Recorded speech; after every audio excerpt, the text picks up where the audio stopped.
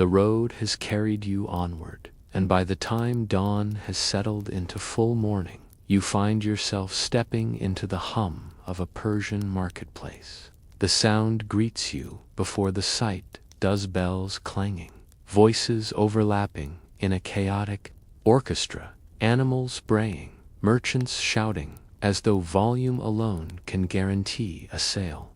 You pause at the threshold, blinking at the explosion of color. Saffron piled like tiny golden suns, bolts of silk shimmering in shades that seem stolen from rainbows, baskets overflowing with dates so sticky the bees orbit them like satellites. Slip into the crowd, instantly absorbed into the river of bodies. The press of humanity is both comforting and overwhelming. Cloaks brush against you, children dart between legs, and somewhere a goat insists on being louder than any human. A merchant calls to you, waving a strip of dyed cloth, swearing it comes from the east, where the stars themselves bless the dye. You raise an eyebrow. He grins, knowing you don't believe him, but still urging you to touch the fabric. It is soft, ridiculously soft, and you wonder if he's not exaggerating quite as much as you thought. The air is thick with scents, roasted lamb sizzling on skewers, honey cakes melting into sticky sweetness, garlic, coriander, and the sharper tang of vinegar-soaked vegetables. You wander closer to a food stall, and before you can protest, a smiling woman thrusts a fig into your hand. You bite, and juice bursts onto your tongue, rich and decadent, reminding you that while you came here for history, you're staying for snacks. Still, you notice the quirks, too. A stall to your left sells miracle perfumes that claim to repel scorpions, snakes, and nosy mother-in-laws. The seller swears by his grandmother's recipe olive oil, herbs, and something suspiciously sulfurous. You wrinkle your nose and decide maybe it works simply because no creature, human or otherwise, would want to get close once you've dabbed it on. Mainstream history tells you that these markets were lifelines of Persian cities, buzzing with trade, ideas, and endless negotiation. Here, coins clink, debts are recorded on clay tablets, and reputations rise and fall in a single afternoon's bargaining. But tucked among the practical exchanges are strange cures, dubious charms, and jokes that ripple through the crowd like mischievous breezes. You overhear one now. Two men argue over the tax on camels. One grumbles that his beast eats less than his son but somehow costs more. The other counters that maybe his son should haul water jars too. Then see who's worth taxing. Both laugh, slap each other's shoulders, and shuffle on. You can't help but smile. Ancient Persia may be a world away, but complaining about taxes is a universal language. You move deeper into the bazaar, stepping around a woman grinding bright yellow turmeric with a stone pestle. The dust wafts upward, staining her fingertips like paint. She meets your eyes with a smirk, as though daring you to sneeze. You stifle the urge, barely. Behind her, a row of jars, lines, a shelf powders, seeds, dried roots. Each one has a story, a promise, cures for headaches, potions for fertility, even mixtures said to make someone fall hopelessly in love. Historians still argue whether these marketplaces were centers of actual science or simply hubs of superstition. Some evidence suggests real medical knowledge passed through them, herbal remedies still recognized today. Others insist that most of it was placebo, or worse, clever scams. You glance at a jar labeled with something that looks suspiciously like ground beetle, and decide maybe modern medicine isn't so bad after all. A boy tugs at your sleeve, holding up a carved wooden toy shaped like a horse. His eyes shine with pride, though the toy's legs wobble dangerously. You hand him a coin, and his grin is worth far more than the purchase.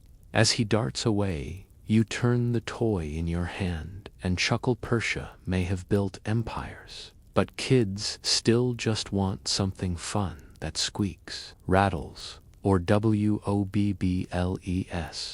Further along, you encounter a spice seller so dramatic he could rival a modern TV chef. He flings handfuls of cinnamon into the air, letting the crowd inhale the sweet aroma. Then, with a conspiratorial wink, he swears cinnamon is proof the gods love humans, because who else would invent something that makes both wine and bread better? You laugh, half tempted to clap, and he bows as though he's on stage. A sudden commotion draws your attention. At the edge of the market, a man is showing off a snake coiled around his arm. He hisses, chants, claiming the creature is sacred, that it whispers omens. The crowd gasps, half in awe, half in skepticism. You lean closer and realize the snake looks about as bored as a cat during bath time. Still, the performer milks the moment, and when he passes a bowl for coins, people toss them in. Entertainment, faith, fear, they blend seamlessly here, and the line between belief and showmanship blurs. As afternoon heat thickens, the marketplace shifts. Merchants roll out, carpets to shade their stalls, children nap under tables, and the smell of sweat mingles with incense burned to mask it. You sip a cup of watered wine, surprisingly tart, and listen as the elders argue about the quality of rugs. One insists the knotting technique proves it's from a northern tribe, while the other swears by the pattern being Median. Historians still argue whether you think to yourself, realizing even in the ancient bazaar, people debated provenance with scholarly fervor. A group of musicians gathers near the center, plucking strings and tapping drums. Their tune is lively, mischievous, and the crowd claps along.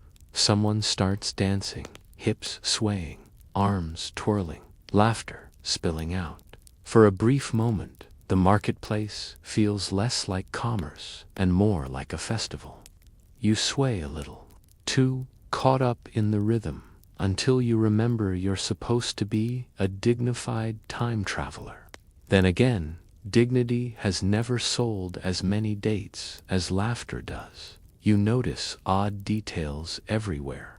A merchant sells salt in neat pyramids, stacked like miniature ziggurats. Another offers fish wrapped in lotus leaves, though you're not entirely sure where he got them this far inland. A man hawks scrolls, claiming they contain wisdom from Babylon, but his shifty eyes suggest they may just be shopping lists written in fancy script. And yet, for all the strangeness, there is a heartbeat of familiarity here. You see mothers bargaining for grain, fathers weighing livestock, teenagers sneaking glances at one another between stalls. Life, ordinary and extraordinary, thrums through every corner as the day leans toward evening. Shadows stretch across the marketplace.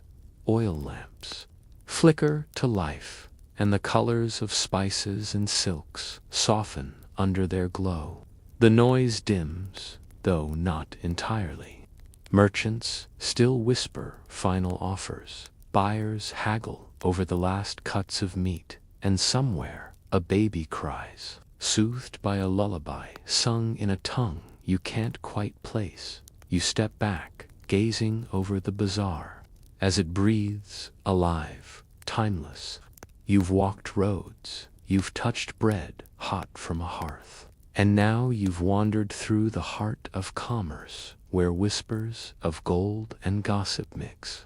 Persia is not just kings and battles, it is this: people trading, joking, living, weaving the threads that make an empire more than stone and sword. And as you slip away into the cooling night, the echoes of the marketplace follow you, laughter and bargaining entwined, carrying you forward toward the next turn of your journey.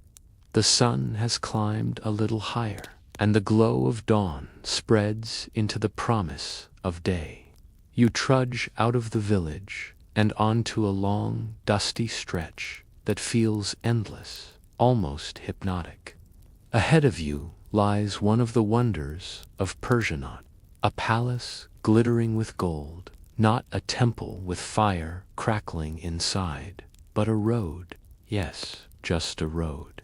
Yet this path is the backbone of empire, the lifeline that ties together mountains, valleys, rivers, and faraway cities where people you'll never meet still send gossip rushing toward you faster than you can blink. This is the Royal Road, and it doesn't look like much at first glance. Dirt, stones, ruts from wagon wheels. But when you walk a little further, you realize it is unnervingly straight. It cuts across the land like someone drew a line with a ruler on the face of the earth. A road like this is no accident, it's planned, commanded, surveyed by minds thinking far ahead. The Persians were determined to link their empire together, and roads were their veins. Without them, power would have trickled away like water in sand. You pass a courier running by, lean, sweating, eyes locked forward. His sandals slap the ground with a steady beat, and his breath comes in sharp bursts. This man is part of the relay system that made the Royal Road legendary. A message can leave the king's palace and, in just over a week, reach the far side of the empire. 7 days for nearly 1,500 miles. For comparison, you, with your modern mail system, probably still can't get a package delivered across town without a delay. Historians still argue whether these couriers carried only official documents or whether they sometimes smuggled personal letters, love notes slipped between scrolls, family updates tucked beside decrees. Some even wonder if early versions of bribes traveled faster than the king's orders. You can almost imagine it, a courier rolling his eyes at yet another urgent note, while secretly pocketing a coin from some desperate noble trying to get news to a lover. As you keep walking, you notice milestones along the road, literal stones stuck in the earth-marking distances. Some say they were painted, others just carved. Either way, they remind you that the Persians had a sense of measurement, of order, of saying, "This world is ours, and we've organized it." The stones almost whisper at you, you're inside a system now. But the road is not empty. Merchants shuffle by with carts creaking under the weight of goods. A donkey brays as if it's auditioning for the role of world's loudest alarm clock. A pair of traders argue loudly over the price of saffron, while another mutters about tariffs that seem designed to empty his purse. Taxes, trade, tolls, they are all part of this highway's rhythm. And yes, there's always that one guy who insists the toll collector is pocketing extra coins. Some things in human history never change. The further you walk, the more you realize the road is a river of cultures. A caravan comes from Lydia, carrying gold stamped with symbols that glint in the sun. Another group trudges from India, leading elephants draped in cloth, their trunks swaying like pendulums. The air fills with accents, laughter, curses in a dozen tongues. You feel dizzy, not from the heat, but from the overwhelming sense that this road is less a road and more a conversation stretching across a continent. You pause when you see a guard post stone hut, wooden gate, soldiers leaning on spears with the world's most bored expressions.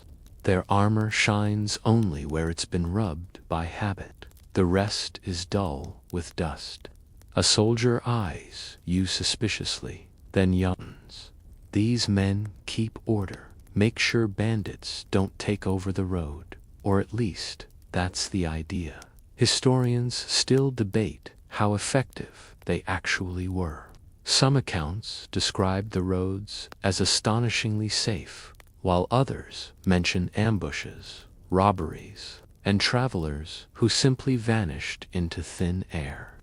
Perhaps the truth, as always, lies somewhere in between.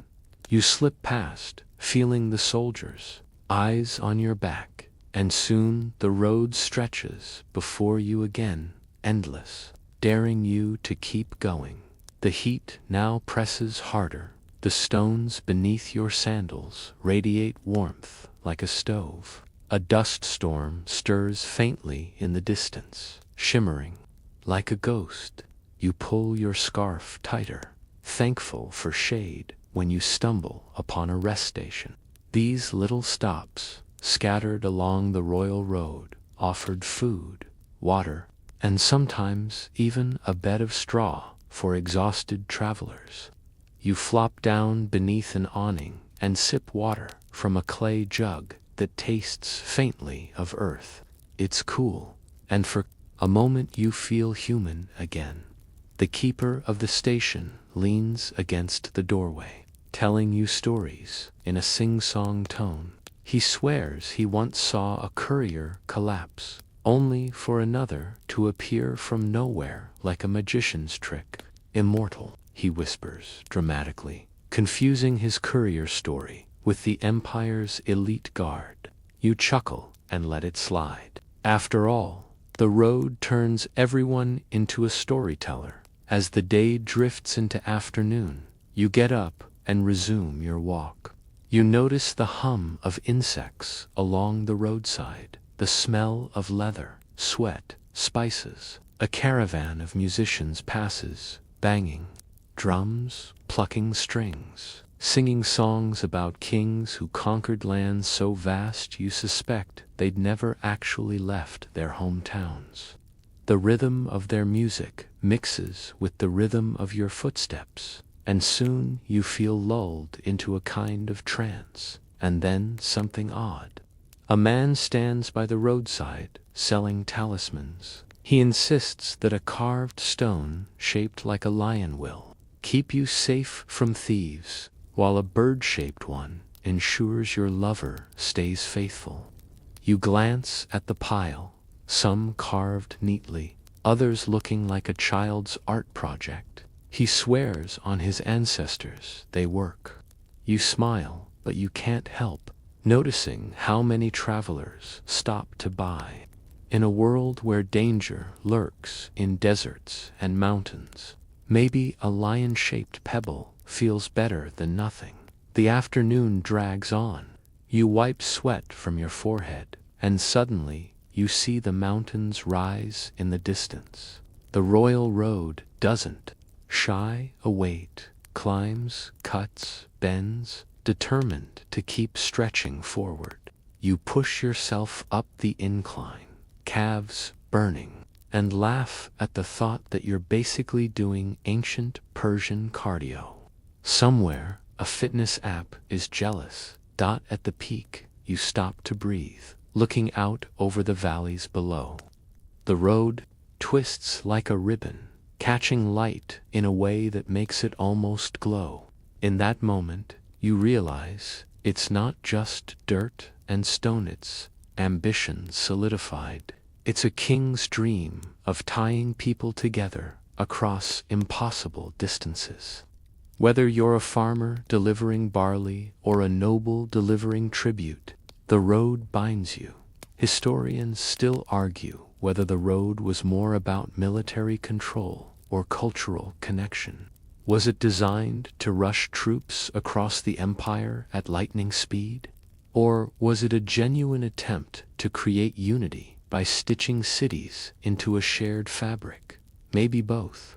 As you stand on the mountain's edge, the debate feels less like an academic squabble and more like a heartbeat pulsing beneath your feet.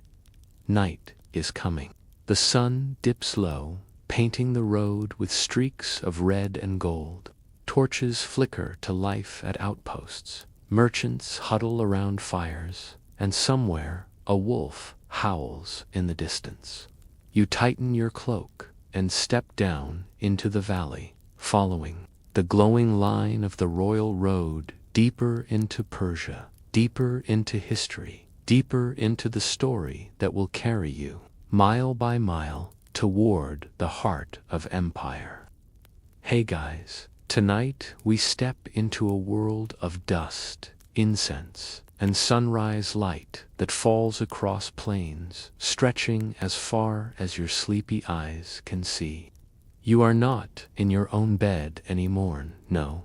Tonight you wake beneath a Persian sky where empires are just starting to stir awake, and the scent of bread baking on clay ovens mixes with the faint tang of bronze and sweat from soldiers on morning drill. The air is golden, crisp, alive with the buzzing of bees in the reeds by the river, and for a second you wonder if this place is truly meant for you.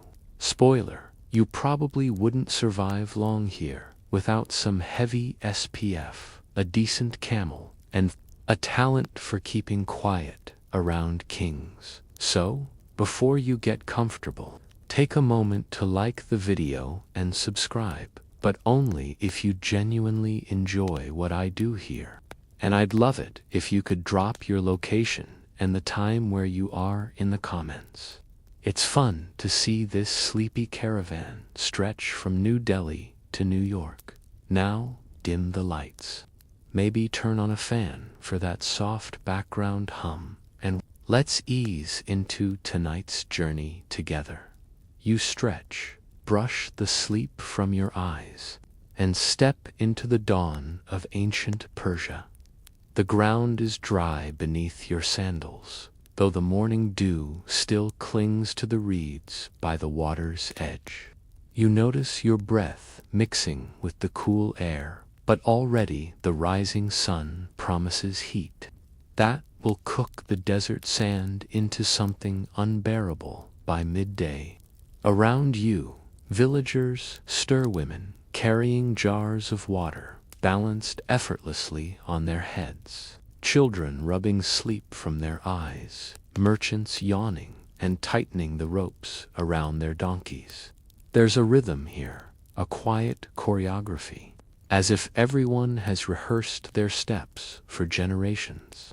This is Persia at its early dawn, before the empire reached its height, before the great kings carved their names into stone. You are standing in the shadow of beginnings, when farmers worry more about the Nile flooding too much or too little, when priests still argue over which star means what, and when the word empire is just a dream shared over wine by ambitious warlords. You walk slowly, inhaling the smoke of a small hearth where flatbread is baking.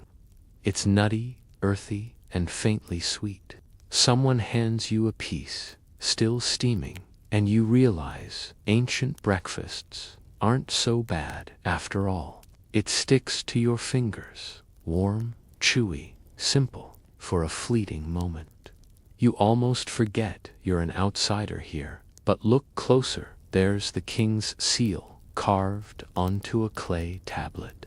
Already bureaucracy is peeking into daily life, a reminder that in this world, the state watches over taxes, harvests, and the lives of those who work the land. Historians still argue whether this kind of record-keeping meant fairness or just a more efficient way to squeeze peasants dry. Either way, you slip the thought into the background. No one wants to ruin breakfast with talk of tax audits. A rooster crows, and suddenly a soldier passes, bronze armor glinting like fire in the morning sun. He barely notices you. His stride is firm, shoulders squared, carrying the weight of an empire not yet finished.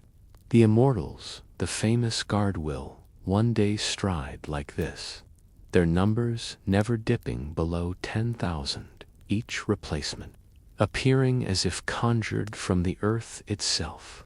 Right now, though, the armies are just lines of dusty men hoping their sandals last another season. Still, the seeds of power are here. You can almost hear the distant echo of battle drums that will shake the world. You pause by a shrine, just a humble stack of stones, really, crowned with a clay lamp still flickering from the night. A priest whispers prayers into the rising sun, voice soft, melodic. Like the world's first ASMR, he talks of Ahura Mazda, the wise Lord, light against darkness, order against chaos. You don't catch every word, but the cadence sinks into you like a lullaby. Fire crackles faintly in the lamp, and you remember something quirky you once overheard. Some Persians believed nail clippings could attract evil if left unattended. Imagine some poor guy nervously burying his toenails in the dirt, so demons don't find them. The village stirs more fully now, market stalls opening, goats bleating, and smoke rising from hearths. You wander toward the edge, where fields stretch outward in careful lines. Irrigation channels glint like silver snakes across the soil, carrying life into the dry ground. Farmers bend to their work, chanting in low voices, rhythmic as waves. You crouch, dip your fingers into the channel water, and it's cool, fresh, a blessing in this unforgiving climate. Without it, nothing would grow, and Persia's future would have burned out before it began. Still, historians argue about how much these irrigation systems were state-controlled or community-managed. Were they the proud collective work of neighbors, or the forced labor of subjects under royal orders? No one agrees, and you're left gazing at the water, imagining both possibilities at once. You stroll farther into the open plain. The sun is higher now, and the light dazzles. You shield your eyes and see, faint in the distance, a caravan trudging across the horizon. Camels sway like ships on waves, their bells tinkling faintly. They're burdened with goods, lapis lazuli, tin, spices, maybe even strange birds destined for some noble's garden. The Silk Road, that future artery of the world, is still forming. But the sight reminds you that Persia is already a crossroads. Ideas, myths, and gossip ride these camels as surely as silks and spices. You laugh quietly to yourself, imagining a weary traveler spinning tall tales at night just to get a free cup of wine. Some things, you realize, never change. Storytellers always exaggerate. The heat begins to press against you now, heavy like a wool blanket thrown over your shoulders. You seek shade beneath a fig tree and watch children chase each other, giggling, their sandals kicking up dust. A girl tosses a clay ball, a crude toy, and it bounces oddly across the dirt. Games, laughter, teasing it, feels timeless, like you're watching echoes of your own childhood, just painted in another century. But look at the rooftops. Smoke drifts from chimneys built of mud brick, walls plastered with straw and clay. Inside, families prepare for the day, grinding grain with stone querns, feeding animals, patching clothes. It's ordinary, it's domestic, it's life. And yet, out of such modest routines, great empires grow. You sense it, a hum in the air, a whisper in the dawn. As the sun climbs, you turn back toward the village square. A musician sits cross-legged, strumming something that looks halfway between a harp and a lute. The notes are twangy, nasal, hypnotic. He hums along, voice reedy, half laughing as he forgets a line. You catch yourself tapping your foot, almost dozing in rhythm. And then you laugh, realizing this is basically the world's first sleep playlist. Forget Spotify, just hire this guy. The day is warming quickly, and you wander toward the palace walls, just visible beyond the village. Not vast yet, not carved in grandeur, but stone is being laid, brick stacked, walls raised. Laborers sweat in the sun, muttering, joking, wiping brows with dirty rags. You step closer, feel the roughness of stone under your fingers.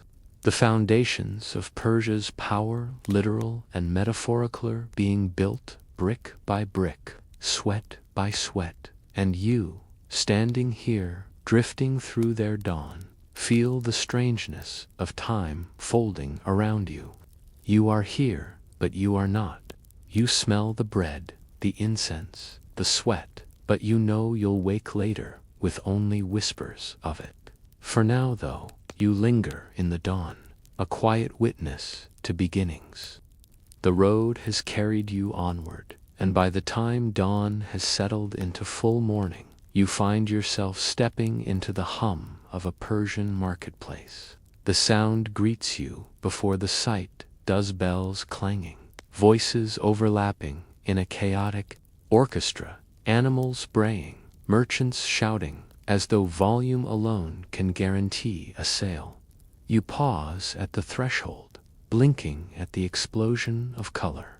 Saffron piled like tiny golden suns, bolts of silk shimmering in shades that seem stolen from rainbows, baskets overflowing with dates so sticky the bees orbit them like satellites. Slip into the crowd, instantly absorbed into the river of bodies. The press of humanity is both comforting and overwhelming. Cloaks brush against you, children dart between legs, and somewhere a goat insists on being louder than any human. A merchant calls to you, waving a strip of dyed cloth, swearing it comes from the east, where the stars themselves bless the dye. You raise an eyebrow. He grins, knowing you don't believe him, but still urging you to touch the fabric. It is soft, ridiculously soft, and you wonder if he's not exaggerating quite as much as you thought. The air is thick with scents, roasted lamb sizzling on skewers, honey cakes melting into sticky sweetness, garlic, coriander, and the sharper tang of vinegar-soaked vegetables. You wander closer to a food stall, and before you can protest, a smiling woman thrusts a fig into your hand. You bite, and juice bursts onto your tongue, rich and decadent, reminding you that while you came here for history, you're staying for snacks. Still, you notice the quirks, too. A stall to your left sells miracle perfumes that claim to repel scorpions, snakes, and nosy mother-in-laws. The seller swears by his grandmother's recipe olive oil, herbs, and something suspiciously sulfurous. You wrinkle your nose and decide maybe it works simply because no creature, human or otherwise, would want to get close once you've dabbed it on.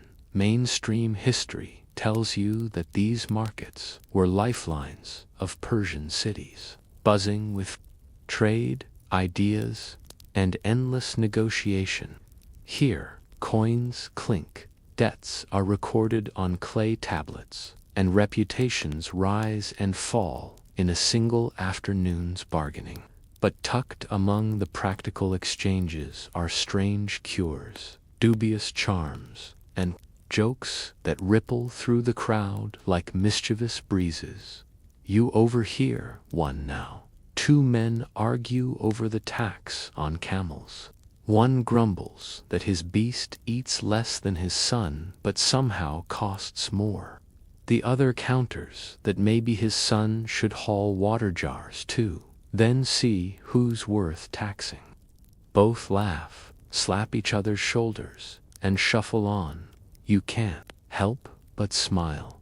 Ancient Persia may be a world away, but complaining about taxes is a universal language. You move deeper into the bazaar, stepping around a woman grinding bright yellow turmeric with a stone pestle.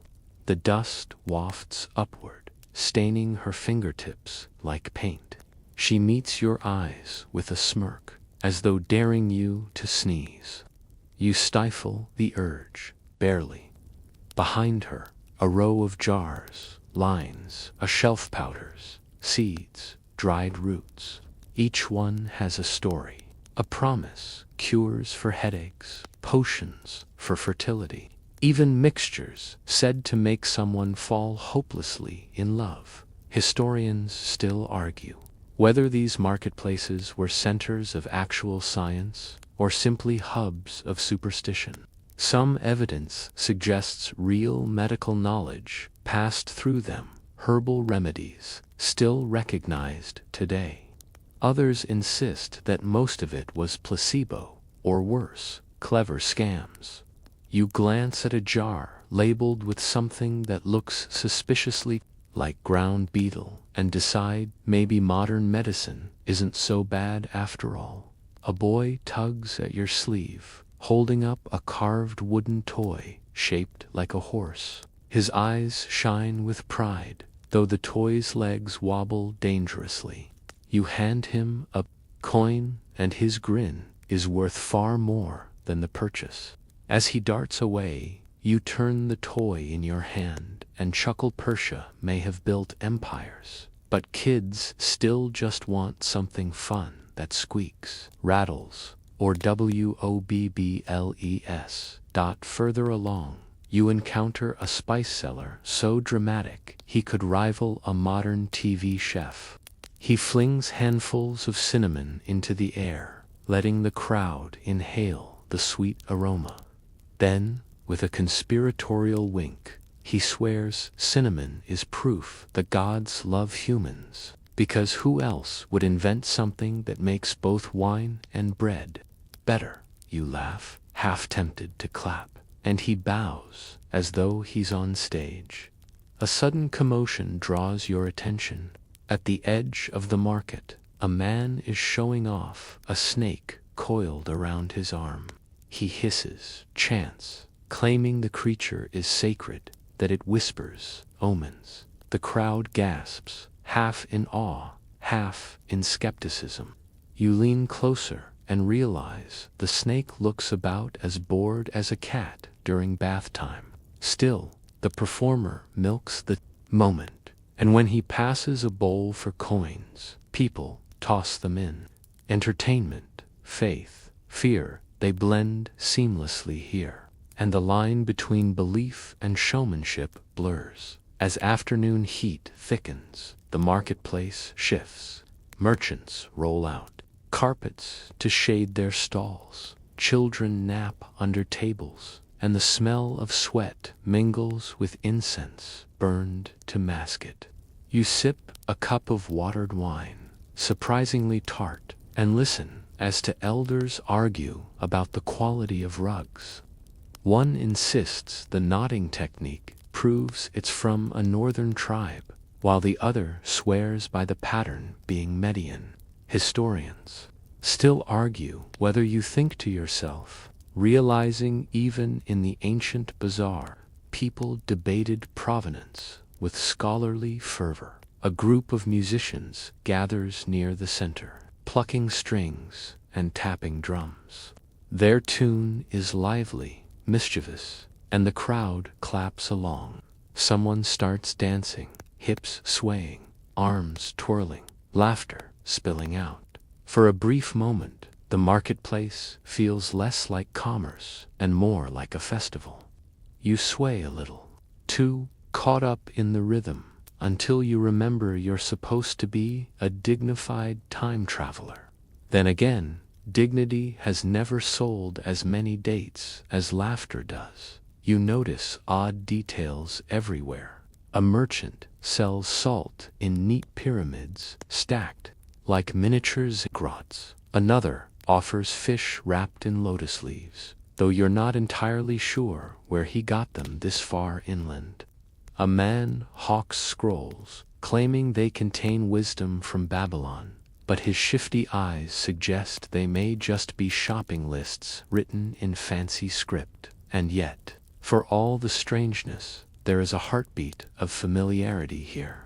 You see mothers bargaining for grain, fathers weighing livestock, teenagers sneaking glances at one another between stalls. Life, ordinary and extraordinary, thrums through every corner as the day leans toward evening. Shadows stretch across the marketplace. Oil lamps flicker to life, and the colors of spices and silks soften under their glow. The noise dims, though not entirely. Merchants still whisper final offers. Buyers haggle over the last cuts of meat, and somewhere a baby cries, soothed by a lullaby sung in a tongue you can't quite place. You step back, gazing over the bazaar, as it breathes, alive, timeless.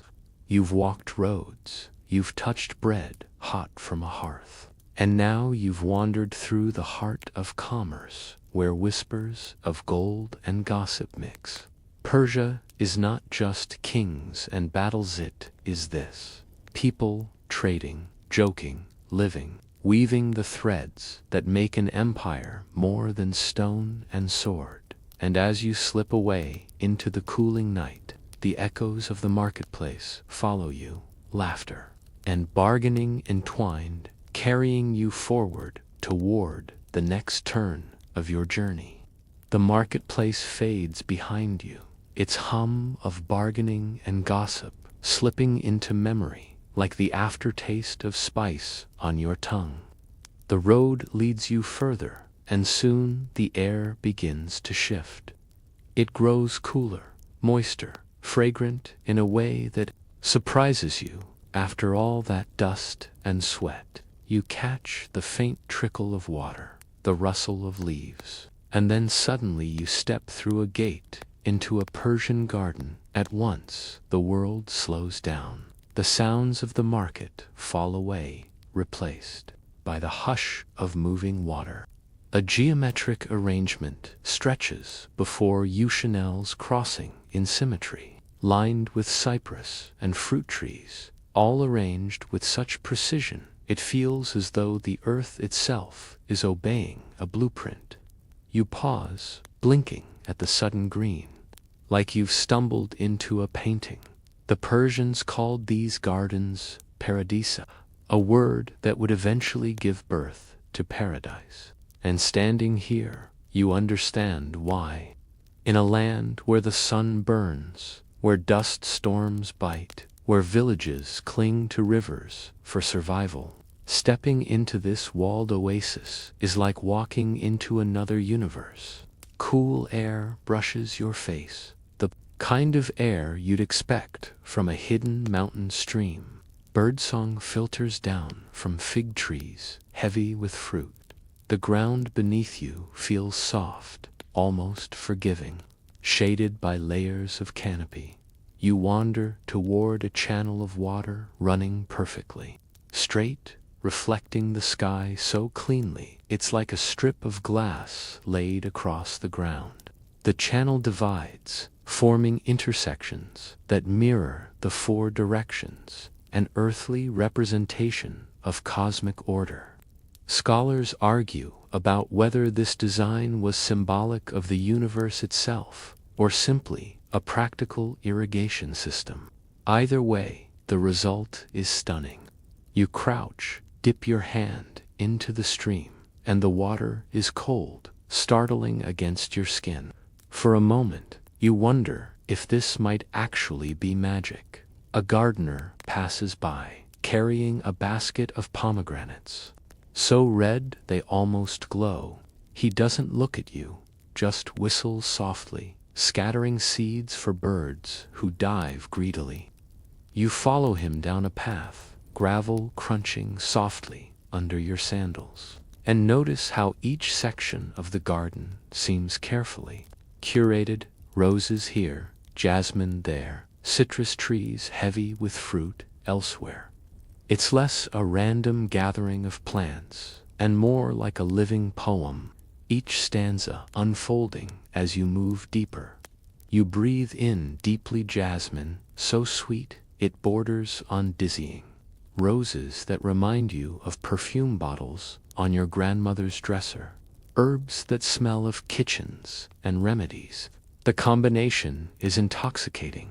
Your shoulders loosen without your permission. You're not just walking, you're floating, lulled by the rhythm of water and the shade of trees. And then you spot a pavilion.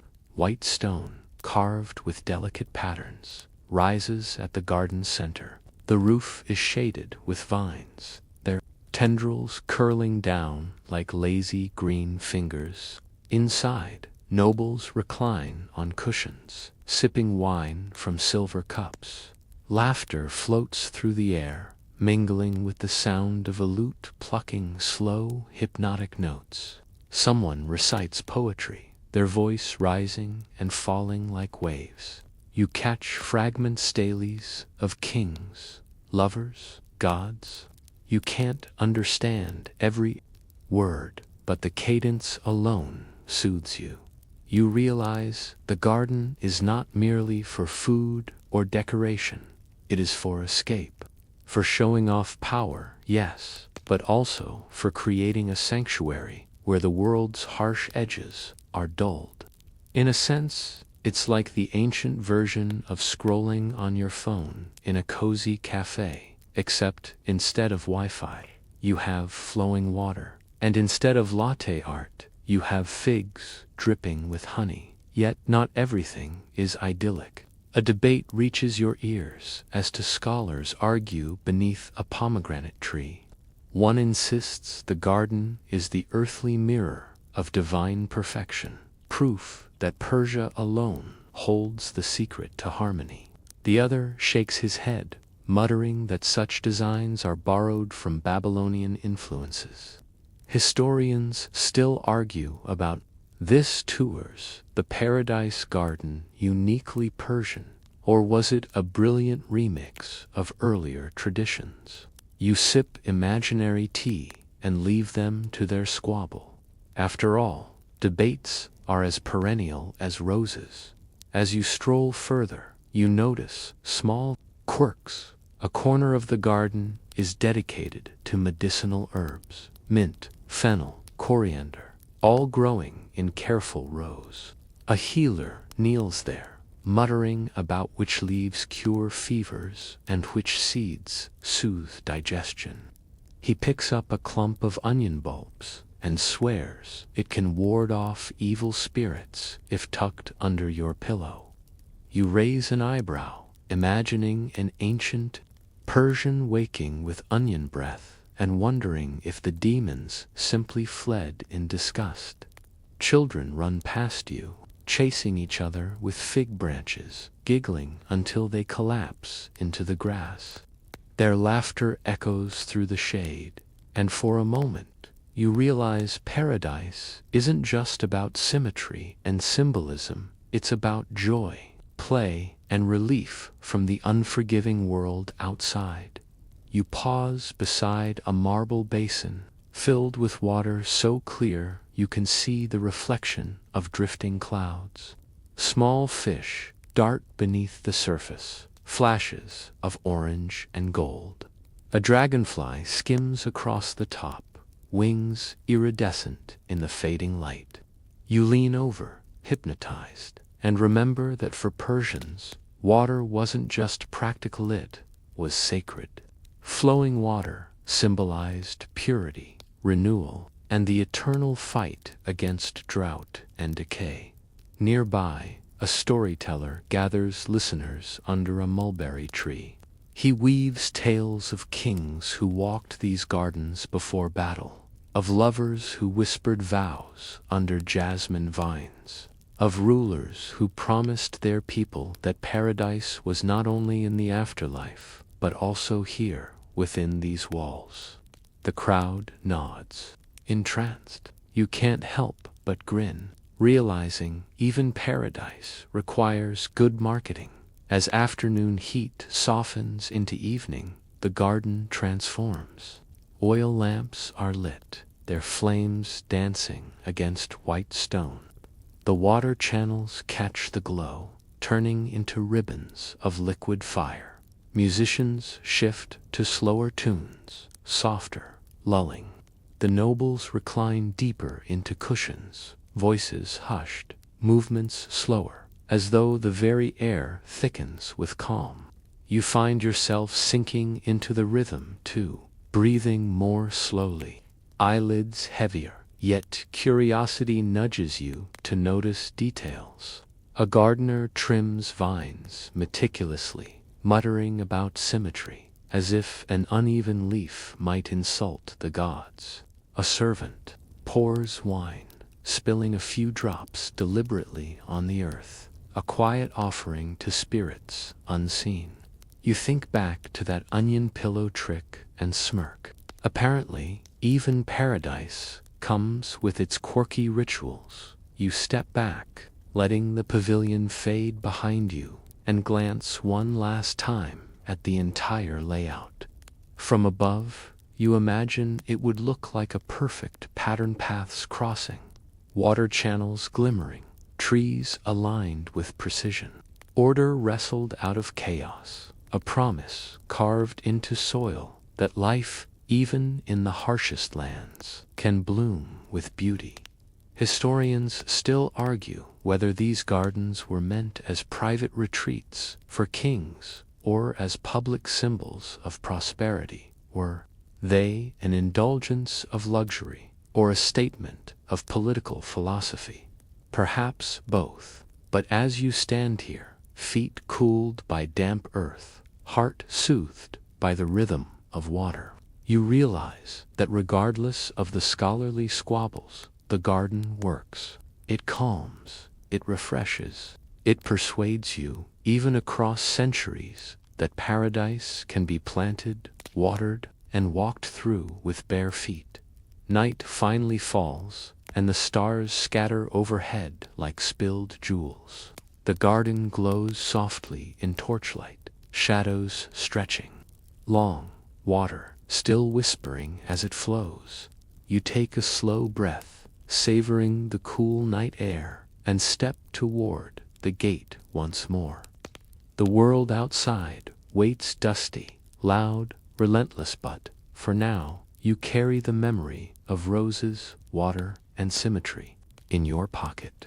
Paradise has brushed you lightly, and its echo will follow you down the road. The garden's cool embrace lingers in your memory as you wander on, but soon the scent in the air changes heavier, richer, like roasted meat mingling with sweet wine. You follow your nose, and before long you find yourself at the threshold of a grand hall, its columns carved with lions and bulls, its floors laid with rugs so ornate you hesitate to step on them. Inside, light from bronze lamps flickers across trays piled high, voices rise in laughter, and the unmistakable sound of feasting beckons you closer. You're at a Persian banquet, and to call it a simple meal would be like calling a palace a nice little house. These gatherings are events, spectacles, theater performed with platters and goblets, instead of curtains and stage lights. You step inside, and instantly your senses are hijacked. The smell of roasted lamb drenched in spices envelops you. The glimmer of honeyed pastries stacked in pyramids dazzles your eyes. The echo of a flute weaving a tune between bursts of laughter tugs at your ears. Slaves dart between low tables, balancing silver platters, groaning under the weight of food. You catch sight of rice mounded high, jeweled with raisins, nuts, and saffron, each grain glistening like treasure. You see bowls of yogurt swirled with herbs, steaming loaves of flatbread torn and dunked into thick stews, skewers of meat charred to perfection. And in the corner, a table entirely devoted to desserts, figs, dates, honey cakes, candied nuts that glimmer like edible jewels. Your modern sweet tooth practically applauds. You slide into a cushion among the diners, and immediately someone presses a cup into your hand. Wine red, sweet, slightly spiced. You sip, and it warms you all the way down, loosening your shoulders. Someone slaps your back and laughs, even though you've said nothing. That's the spirit of these banquets. Food and drink make everyone family, at least until someone starts arguing about politics. Mainstream history tells you that Persian elite used banquets not just for indulgence, but as tools of power. To host a lavish feast was to display wealth, generosity, and control of resources. Feed your guests enough, and they'll leave convinced you are the rightful center of the universe. It's like the ancient version of corporate team building, only with more lamb shanks and fewer PowerPoint slides. A servant sets a platter before you. Roasted lamb rubbed with coriander and cumin, dripping with juices. You tear off a piece with your fingers. It's tender, smoky, a little salty, and you find yourself licking your hand before you realize what you're doing. Table manners here are different, looser, more primal. Elbows bump, bread is torn and passed. Laughter bubbles louder than the music. But it's not all refinement. You overhear someone boasting about how many goblets of wine he can down without falling over across the table. Another man hiccups dramatically before toppling sideways into his neighbor's lap. Everyone howls with laughter, the kind that makes your ribs ache. You realize quickly that Persian banquets are equal parts sophistication and comedy club. Then comes the quirky detail, a platter of roasted locusts sprinkled with salt and honey. You blink, yes, locusts. Apparently, they're considered a delicacy by some. You hesitate, then pop one into your mouth. Crunchy, oddly nutty, a little smoky. You laugh nervously, thinking this is one snack you won't find at your local movie theater unless historians still argue incorrectly. And this is just an exaggerated traveler's tale that got stuck in the records. The music swells.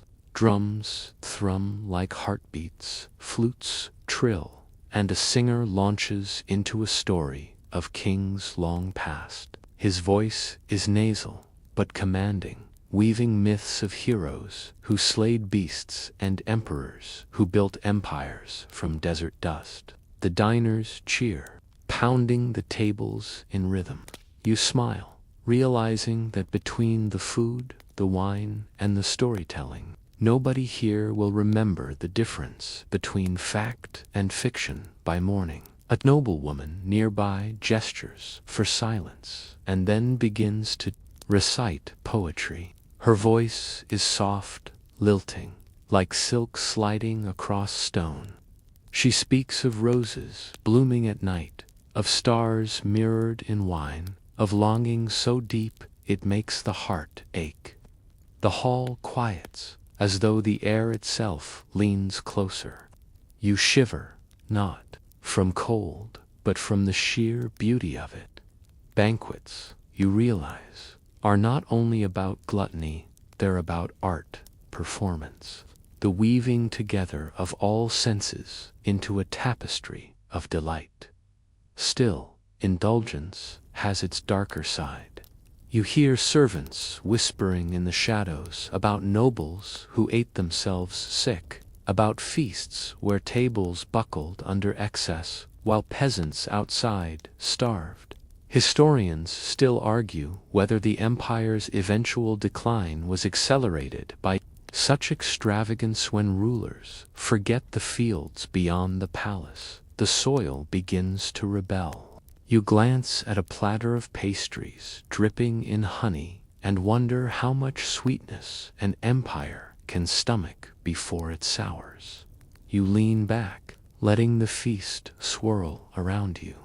Someone pours more wine, someone else insists you try the pistachio cake, and before long you're caught in the tide of indulgence.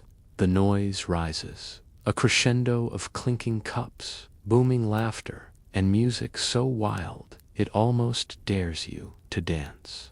And then, suddenly, a hush. The king enters, draped in embroidered robes, heavy with gold, his beard curled meticulously. His presence commands silence without a word. He sits at the head of the table, and immediately the feast resumes, louder, more extravagant, as though his very presence doubles the flavor of every dish. He lifts his cup, and the hall erupts in cheers. You raise yours too, though you're not entirely sure what you're toasting. As the night wears on, the banquet grows wilder. A juggler performs, tossing flaming torches dangerously close to the rugs. A dancer twirls, skirts spinning like whirlwinds, jewelry jingling with every step. Guests clap in rhythm, some too drunk to stay in time. A philosopher, perhaps emboldened by wine, begins to lecture about the nature of truth. His neighbor dunks his speech in laughter, tossing a fig at his head. The scents grow heavier, wine spilled on carpets, roasted meat cooling, incense burned to mask the musk of sweat and bodies. You inhale, dizzy with the sensory overload, but you can't look away. This is Persia's heartbeat: excess, spectacle, power, disguised as generosity. And then, the final course, fruit, platters of grapes, figs, and pomegranates, are passed around. Guests squeeze seeds between their teeth, juice staining their fingers crimson. Some whisper that the pomegranate, with its countless seeds, symbolizes eternity, prosperity, or even the cycle of life and death. Others simply shove handfuls into their mouths, laughing as juice dribbles down their chins. Sacred or snack? You decide maybe it's both. The banquet winds down slowly, reluctantly. Guests lean on one another, half asleep, bellies swollen. Servants clear tables, stacking silver trays now smeared with crumbs and grease. The music softens, the lamps burn lower, and the hall begins to hum with the slow exhale of satisfied revelry. You step outside into the night, the air cool against your flushed skin. Behind you, the laughter still echoes faintly, mingling with the distant chirp of crickets. Ahead lies darkness, mystery, and the next chapter of your journey. But for now, your belly is full, your heart is warm, and your head swims gently with wine. You smile, realizing that even across millennia, humans have always known the joy of sitting together, breaking bread and laughing until their sides ache. The banquet's warmth still lingers in your stomach, but now you follow the current of voices deeper into the palace. past the echoing hallways lined with carved guardians, past courtyards where torchlight shivers against polished stone. You arrive at the true heart of power, the royal court. It is here that decisions are whispered, alliances are made and broken, and empires are steered with a flick of a king's hand or the raise of an eyebrow. The atmosphere feels different. The moment you step in, the noise of feasting vanishes. Instead, silence hangs heavy, punctuated only by the scrape of sandals against polished floors and the occasional cough of a nervous official. You feel it immediately, the weight of expectation, the invisible pressure of eyes trained to measure every gesture, every word, every pause. The throne itself sits elevated, looming, but not garish. Gold gleams across its surface, but the real power lies not in decoration, it lies in who sits there. Tonight, the king reclines casually, a lion skin draped across his lap, one hand holding a cup he doesn't seem to drink from. His face is unreadable, his beard curled and perfumed, his gaze sharp as the edge of a spear.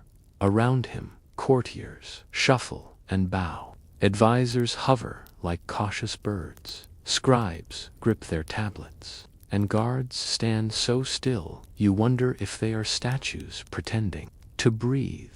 Behind a curtain, shadows move, servants, eunuchs, attendants who exist at the edges, their presence essential but never acknowledged. You edge closer, trying to blend in as another scribe or minor noble. Your eyes dart from figure to figure. The drama isn't loud here, it's subtle, like the tension before a storm. A man clears his throat and offers a report about grain shortages in the east. His voice quivers, though he hides it beneath polite formality.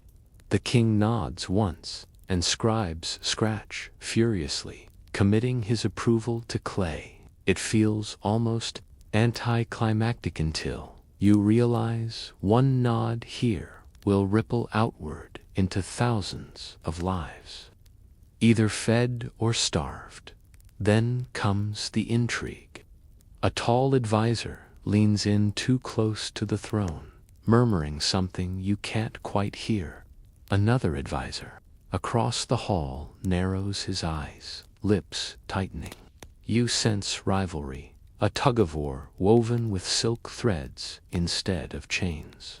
One false word, and a man's career could unravel like an old rug. Historians still argue whether eunuchs truly held disproportionate sway in courts like these, or whether later writers exaggerated their influence.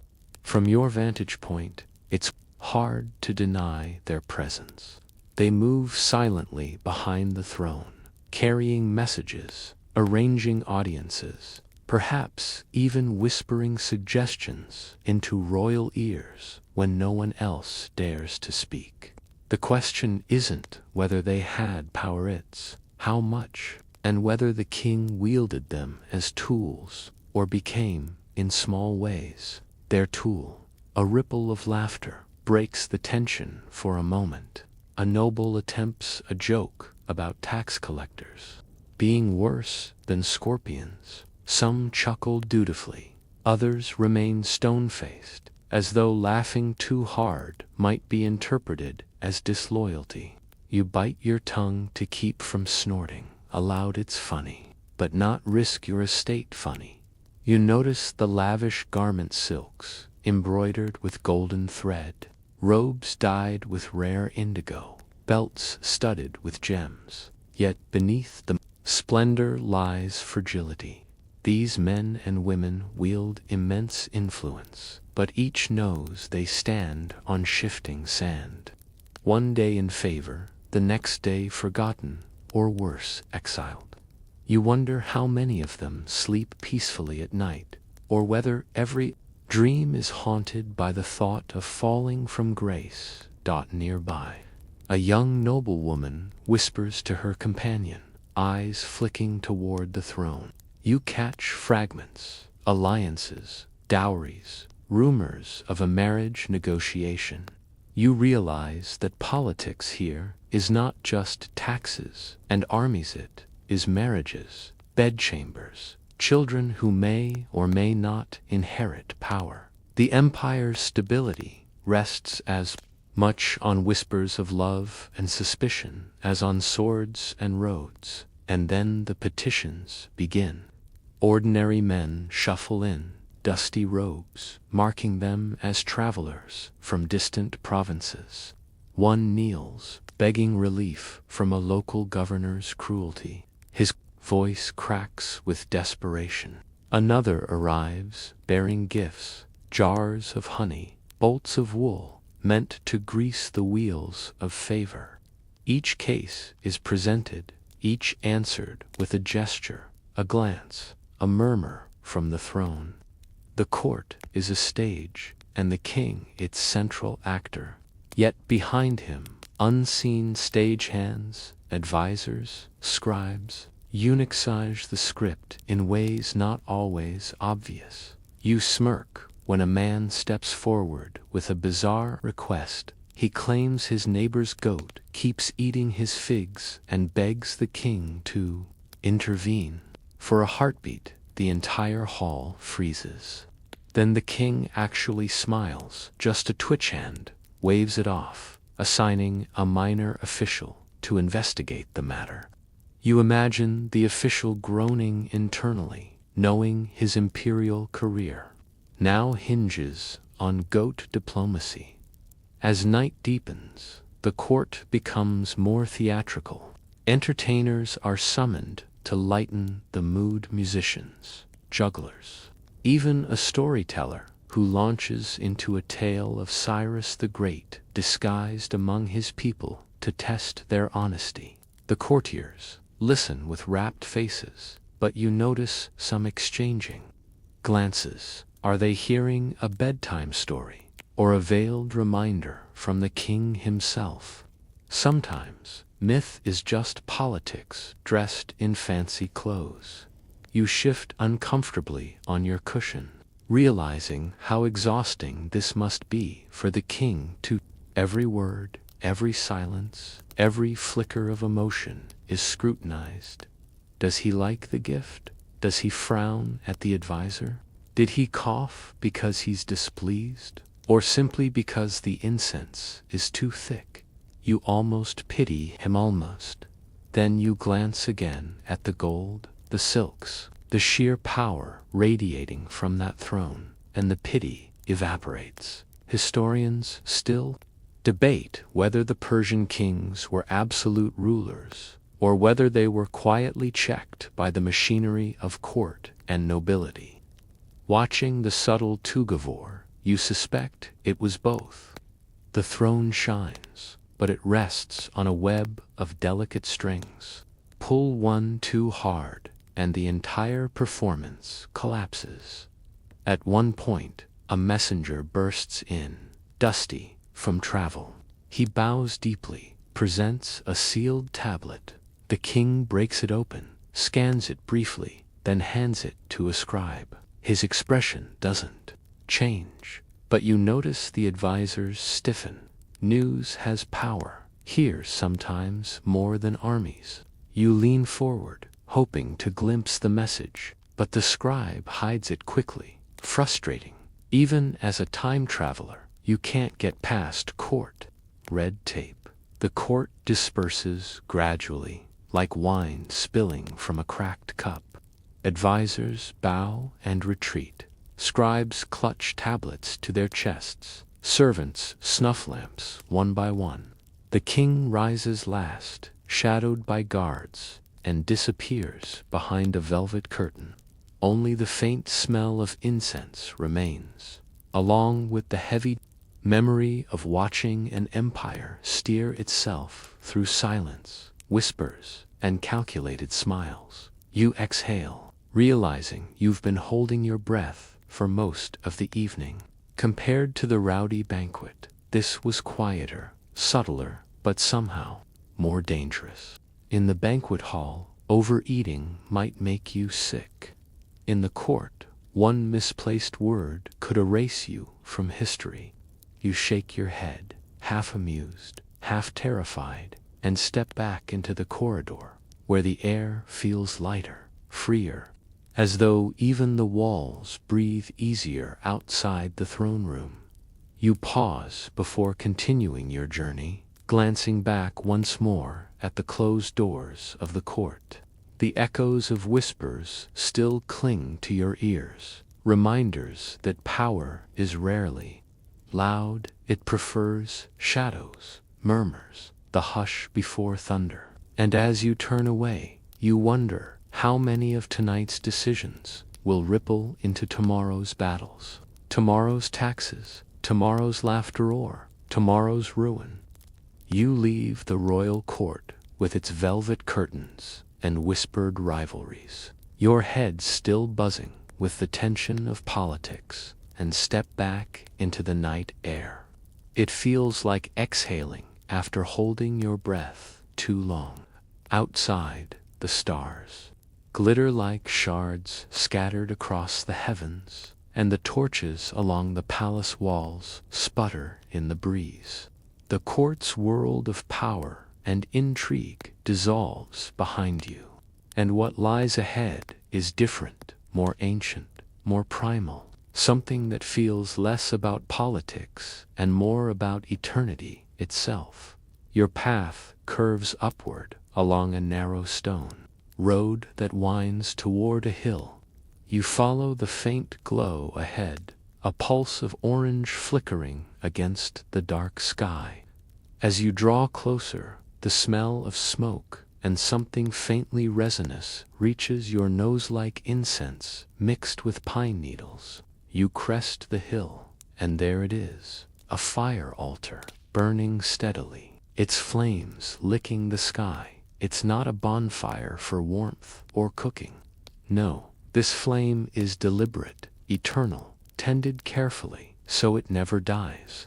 The Persians believed fire was sacred, a visible expression of purity, truth, and the divine presence of Ahura Mazda, the wise lord, who embodies light against darkness. You approach slowly, feeling the heat kiss your skin even before you reach the stone platform. Priests in white robes move silently around the altar. Their garments are spotless, their faces calm, their hands folded. They guard the flame like it's the most precious treasure in the world. And in a way, it is. In this culture, to pollute fire with filth or breath was unthinkable, almost criminal. The flame wasn't just heat and light, it was life, order, the sacred battle against chaos. You pause at the edge, watching one priest scoop ash from the altar and place it carefully into a small bronze vessel. The ash, too, is holy. People believe it carries protective power. Families smear a little on their doorways, or keep a pinch hidden in cloth pouches to ward off sickness. You wonder if anyone ever exaggerated its usefulness. Sprinkle this on your sore knee, and presto, no more limp. Skepticism aside, the reverence in the priest's movements tells you this is no mere superstition to them. The chanting begins low, rhythmic, mesmerizing. You don't understand the words, but the cadence sinks into you, slow and steady, like waves lapping against a shore. You close your eyes and feel it vibrate in your chest. It's not just chanting, it's the sound of centuries of faith woven into syllables.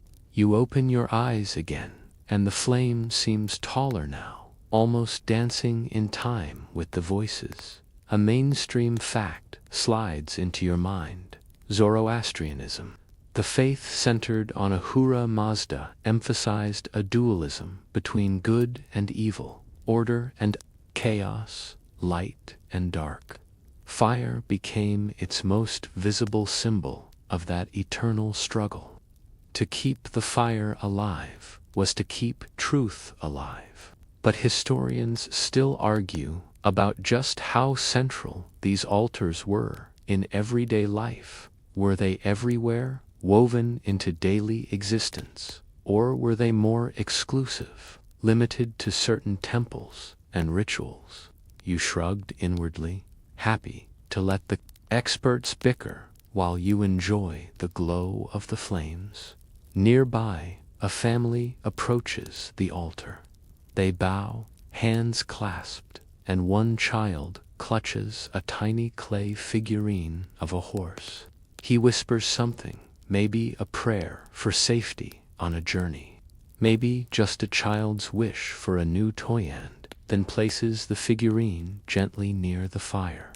The priest nods, collects it, and the boy beams as though the universe has heard him. Directly you smile at the simple faith. Still, quirky tidbits bubble up.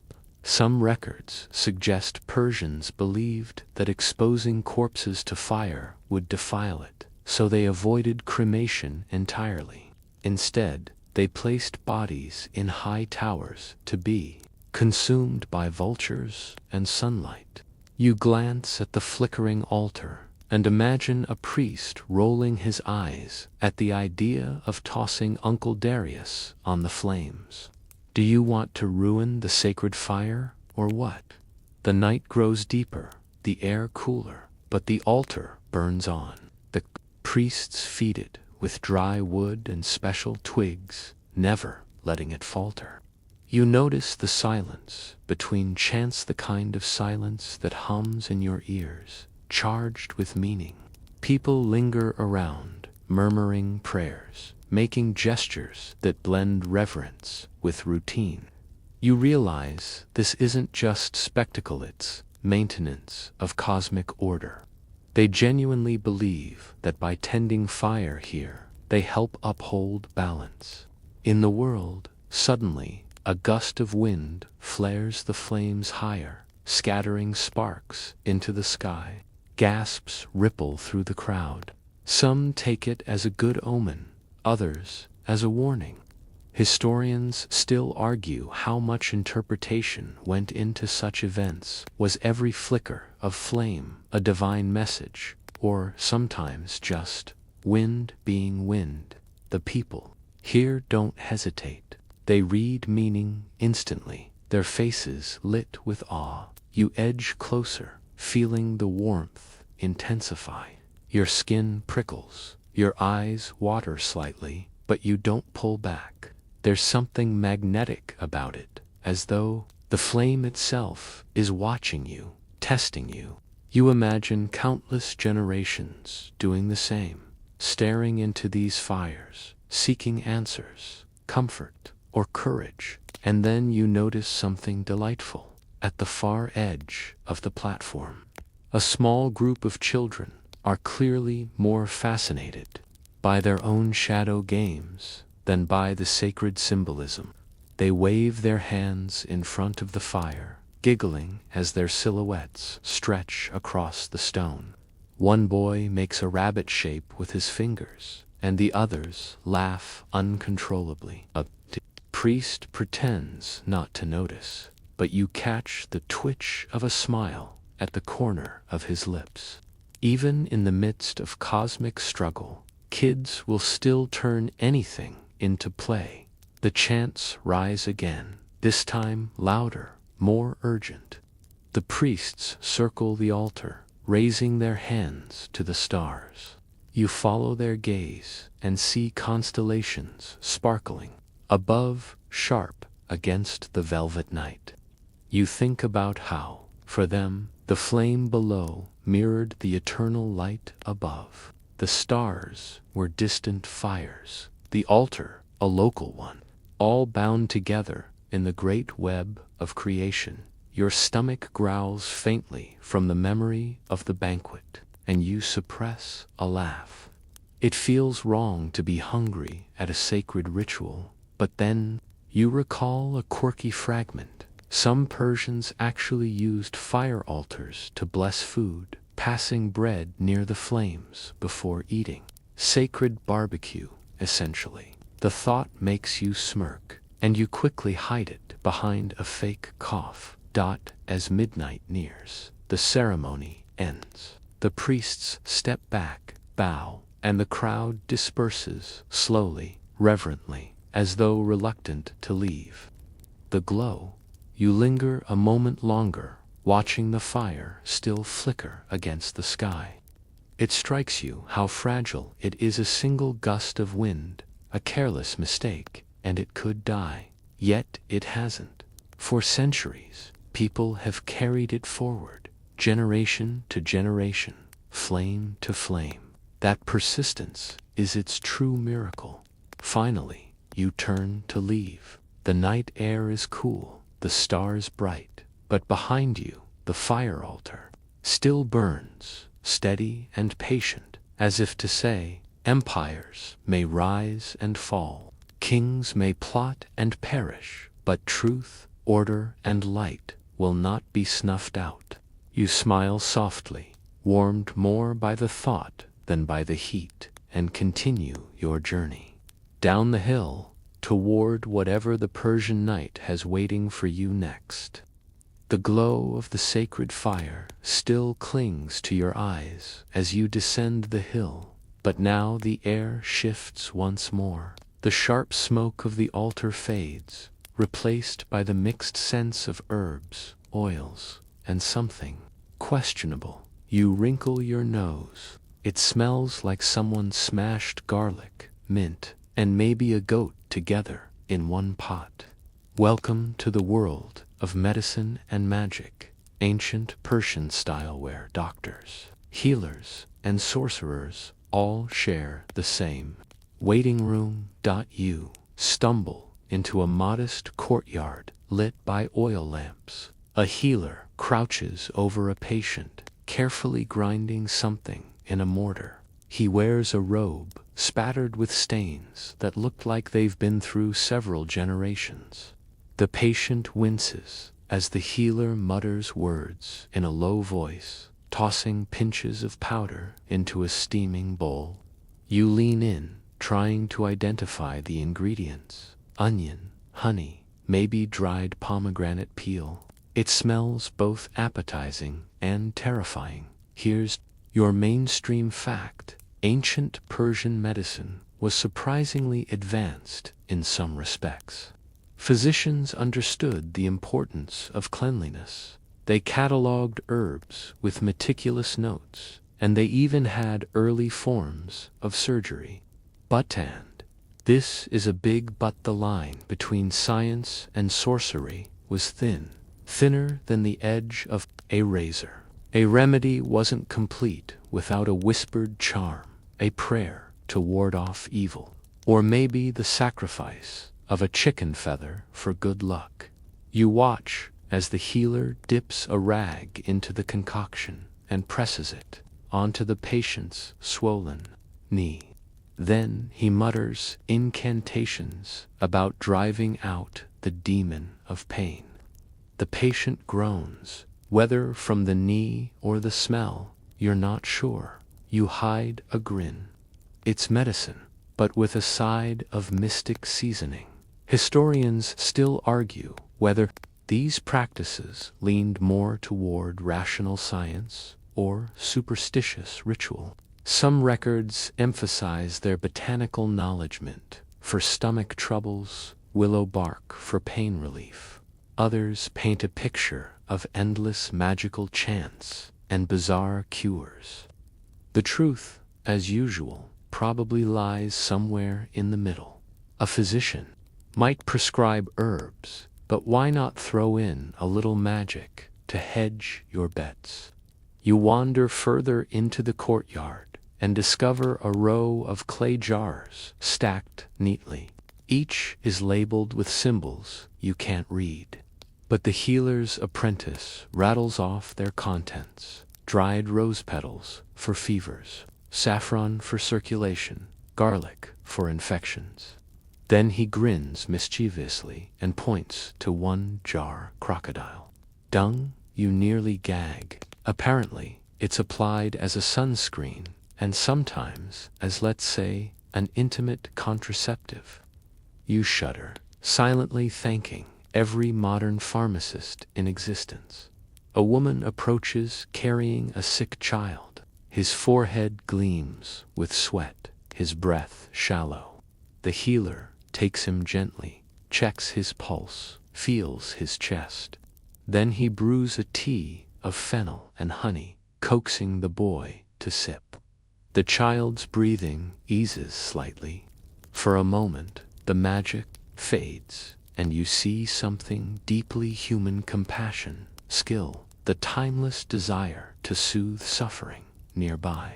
Another practitioner lays out knives and hooks on a cloth. You flinch. Surgery, it seems, is on the menu tonight. He sharpens the blade against a stone, humming softly. His patient lies nervously beside him, eyes wide. The surgeon pours wine into the man's mouth, perhaps as anesthetic, perhaps just as distraction. Then, with a prayer to Ahura Mazda, he makes an incision to drain an abscess. It's quick, messy, but oddly effective. You swallow hard, resisting the urge to faint. You remind yourself, PG-13, keep it gentle, no gore. Still, the lesson is clear. Ancient surgeons were bold, and their patients braver still. And then come the fringe tidbits, the kind that make you laugh. Some believed onion juice smeared on the chest could cure heartbreak. Others swore by charms written on clay tablets, buried under doorways to repel disease demons. There are whispers of healers using spells to transfer illness from a person into an animal, which was then released into the wild. Imagine walking through the countryside and bumping into a goat supposedly carrying your neighbor's hangover. Children dart around, chasing each other with bundles of herbs tied into knots. One shouts, "This keeps away ghosts."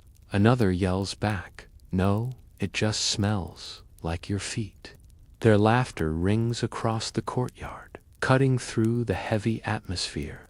Even in the midst of sickness and remedies, play finds its way in. You sit beside an old man who insists on telling you about dream cures. If you dream of water, he says, you must drink milk at dawn. If you dream of fire, eat pomegranate seeds.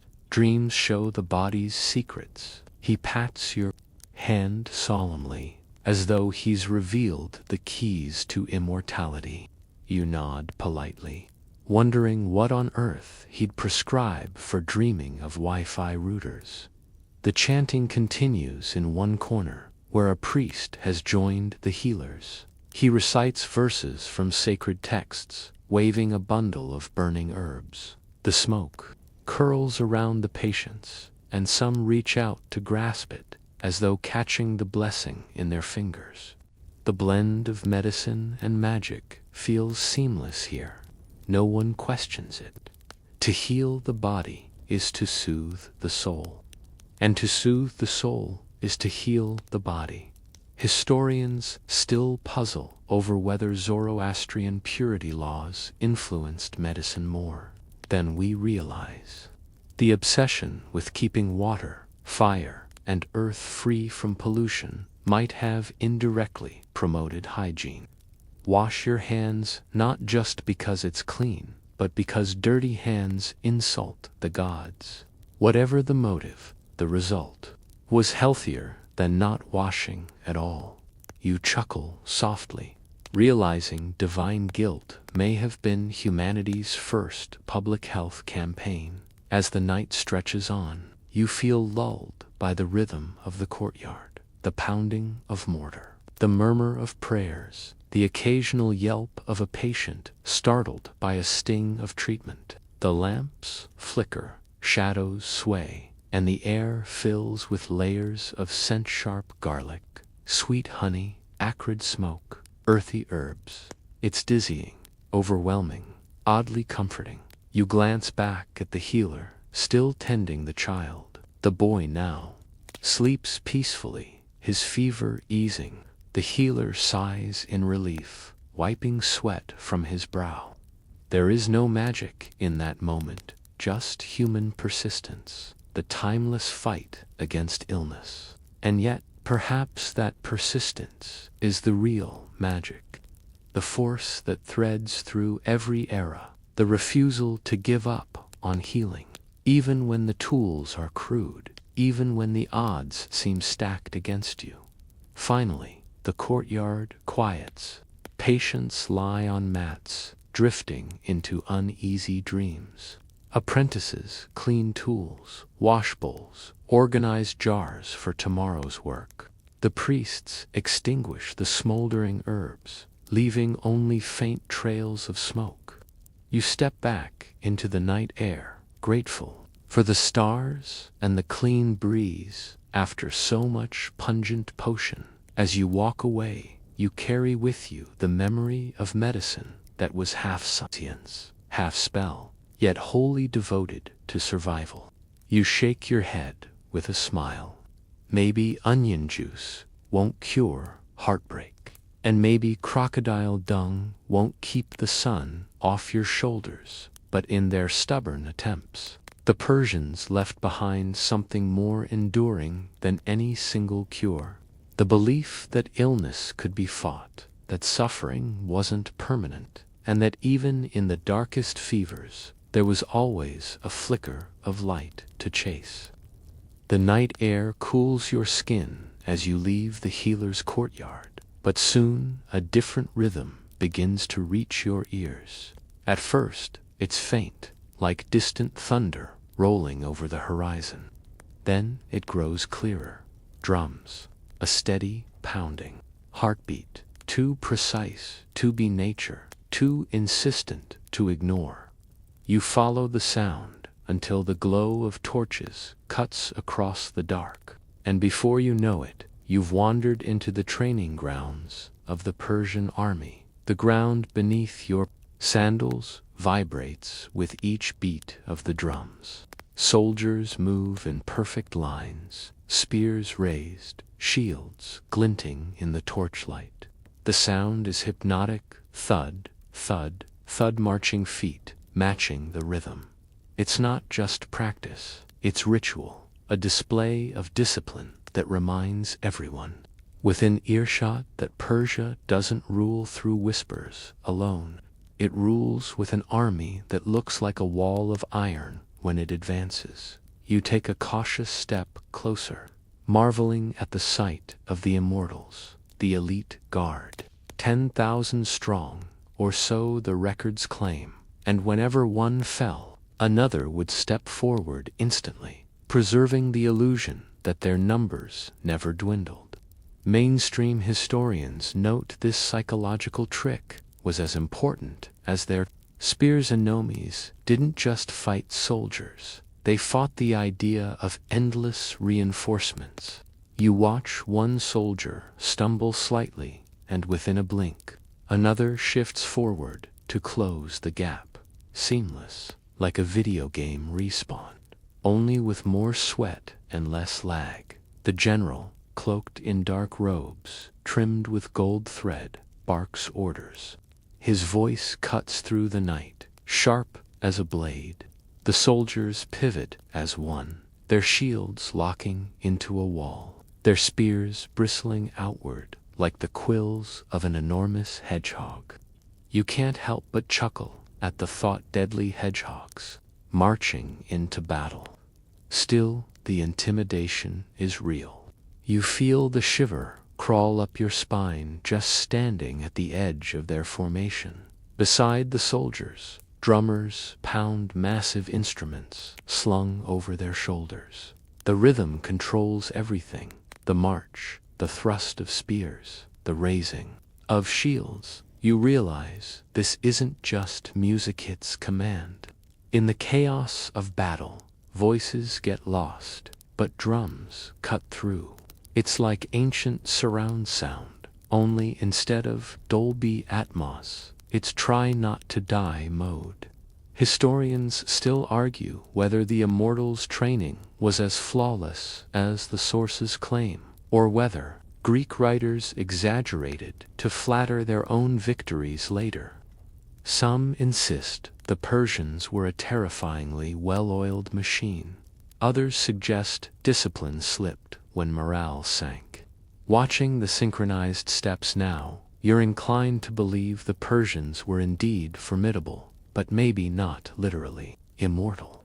After all, sandals wear out, stomachs grow hungry, and even the fiercest warrior eventually snores. You notice their weapons: spears, short swords, bows slung across their backs. Each soldier carries a wicker shield covered in leather, lighter than the bronze slabs used by Greeks. Practical, efficient, but maybe less durable. You imagine a soldier grumbling after a long day. This thing protects me from arrows, but not from cousin Ardashir's goat. A group breaks off to practice archery. They draw bows nearly as tall as themselves, arrows gleaming in the torchlight. The string creaks, then releases with a sharp twang, and the arrows whistle into the targets, thudding deep into straw. The precision is uncanny. One archer even flips his bow dramatically, showing off, and still lands a perfect shot. His companions cheer, though the general scowls. You smirk. Every army has its shalve. Then comes a quirky ritual. A soldier dips his spear tip into a jar of what looks like thick black gubatumen, maybe mixed with oil.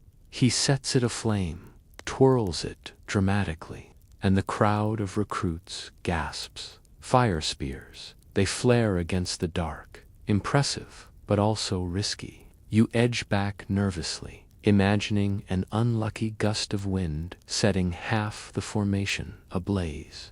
Historians still debate whether flaming weapons were practical in real combat or mostly for ceremonial intimidation. Watching the soldiers cheer like it's halftime entertainment. You suspect the latter. The drumming intensifies, and suddenly the formation surges forward. Shields slam, spears thrust, voices roar in unison. The ground shakes beneath the charge. Dust billows, and for a moment you feel the raw power that once rolled across continents. Villages must have trembled just hearing this sound approach, long before the soldiers themselves arrived. You instinctively duck, even though the charge is carefully choreographed for practice. As the formation halts, you hear muttered complaints. One soldier rubs his blistered foot. Another adjusts the strap of his armor, cursing softly under his breath. It's oddly reassuring behind the grand spectacle. They're just humans. Brave, yes. Disciplined, yes. But also tired, hungry, sore, and probably wishing for a nap instead of another drill. You grin, imagining an immortal secretly envying the drummer, who at least gets to sit while working. You wander to the edge, where campfires flicker. Here, the soldiers eat, rest, and grumble like anyone else. A pot of stew bubbles over a fire, lentils, herbs, maybe a chunk of goat if they're lucky. The smell is earthy, comforting, though a soldier nearby pokes at it skeptically. Tastes like mud, he mutters, before scarfing it down anyway. Hunger, you suppose, is the best seasoning. One soldier proudly shows you his lucky charm, a tiny bronze figurine of a lion. He insists it keeps arrows from finding him. His comrade rolls his eyes, holding up a leather pouch stuffed with garlic cloves as his own talisman. You laugh quietly. Even in the shadow of empire, warriors cling to small, personal shields of hope charms, prayers, garlic-smelling superstitions. You sit by the fire as they swap stories. One boasts of a battle where he killed 3 men before breakfast. Another insists he once saw a comrade catch an arrow in midair, clearly an exaggeration. But the others nod along, half believing. Soldiers' tales, you realize, are the same. In every age, part truth, part bravado, part entertainment. You're tempted to share your own story about dodging traffic in your city, but you doubt they'd see it as impressive. As the night deepens, the drums soften to a slower rhythm, almost like a lullaby. Some soldiers stretch out on mats, others sharpen blades in silence. The stars wheel overhead, watching as faithfully as any general. You close your eyes briefly, imagining what it would feel like to march for days, weeks, months, to hear these drums endlessly, to be part of the moving wall of spears and shields. Exhausting, terrifying, intoxicating. Historians still argue about the exact tactics Persians used in major battles, how much relied on overwhelming numbers, how much on strategy, how much on sheer psychological force. Watching them now, you realize the truth might not matter. The sight of 10,000 men moving like one body, backed by drums that pound like thunder, would be enough to make even the bravest opponent hesitate. Sometimes hesitation is all victory needs. Finally, the general dismisses them with a sharp command. The soldiers bow their heads briefly, then disperse. Some head to their mats, others to fires, others to the latrines you definitely avoid. The drums fall silent, leaving the night strangely hollow after their relentless beat. You linger a moment longer, staring at the now empty training ground. Dust still hangs in the air, faintly glowing in the torchlight, like the ghost of their formation. You realize that though the empire's palaces and gardens might impress visitors, it is this the discipline of soldiers, the thunder of drums that truly enforced Persian power across vast lands. You turn away, feet crunching on the dirt, ears still echoing with the rhythm. The drums fade, but their beat lingers in your chest, as if your own heartbeat has been conscripted into the immortal's march. The echoes of the battle drums still pulse in your chest as you wander away from the training grounds. The night air feels quieter now, calmer, as though the land itself exhales once the soldiers have retired to their mats. You follow a dirt path that leads downhill, away from palaces and camps, until the torches thin out and the houses grow humbler. Mud brick walls rise close together, smoke curls from small chimneys, and the smell of stewing lentils drifts across the dark. You've left behind courts and armies, and stepped instead into the daily rhythm of Persian family life. It begins with sound, laughter, arguments, a baby's cry, the rhythmic beat of a loom being worked. Through open doorways, you glimpse households, lit by tiny oil lamps. They glow golden, casting shadows on walls hung with woven rugs. You're struck by the intimacy of no grand designs here. No endless symmetry like the gardens, no thunder like the army, just the pulse of families, living as they have for generations. You're drawn into one house by the smell of fresh bread. Inside, a woman kneels beside a clay oven, pulling flat rounds from the heat with deft hands.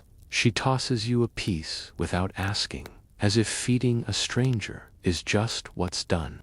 You burn your fingers, but laugh. The bread, chewy, smoky, delicious. A man sits nearby mending a sandal with twine, squinting at the stubborn strap.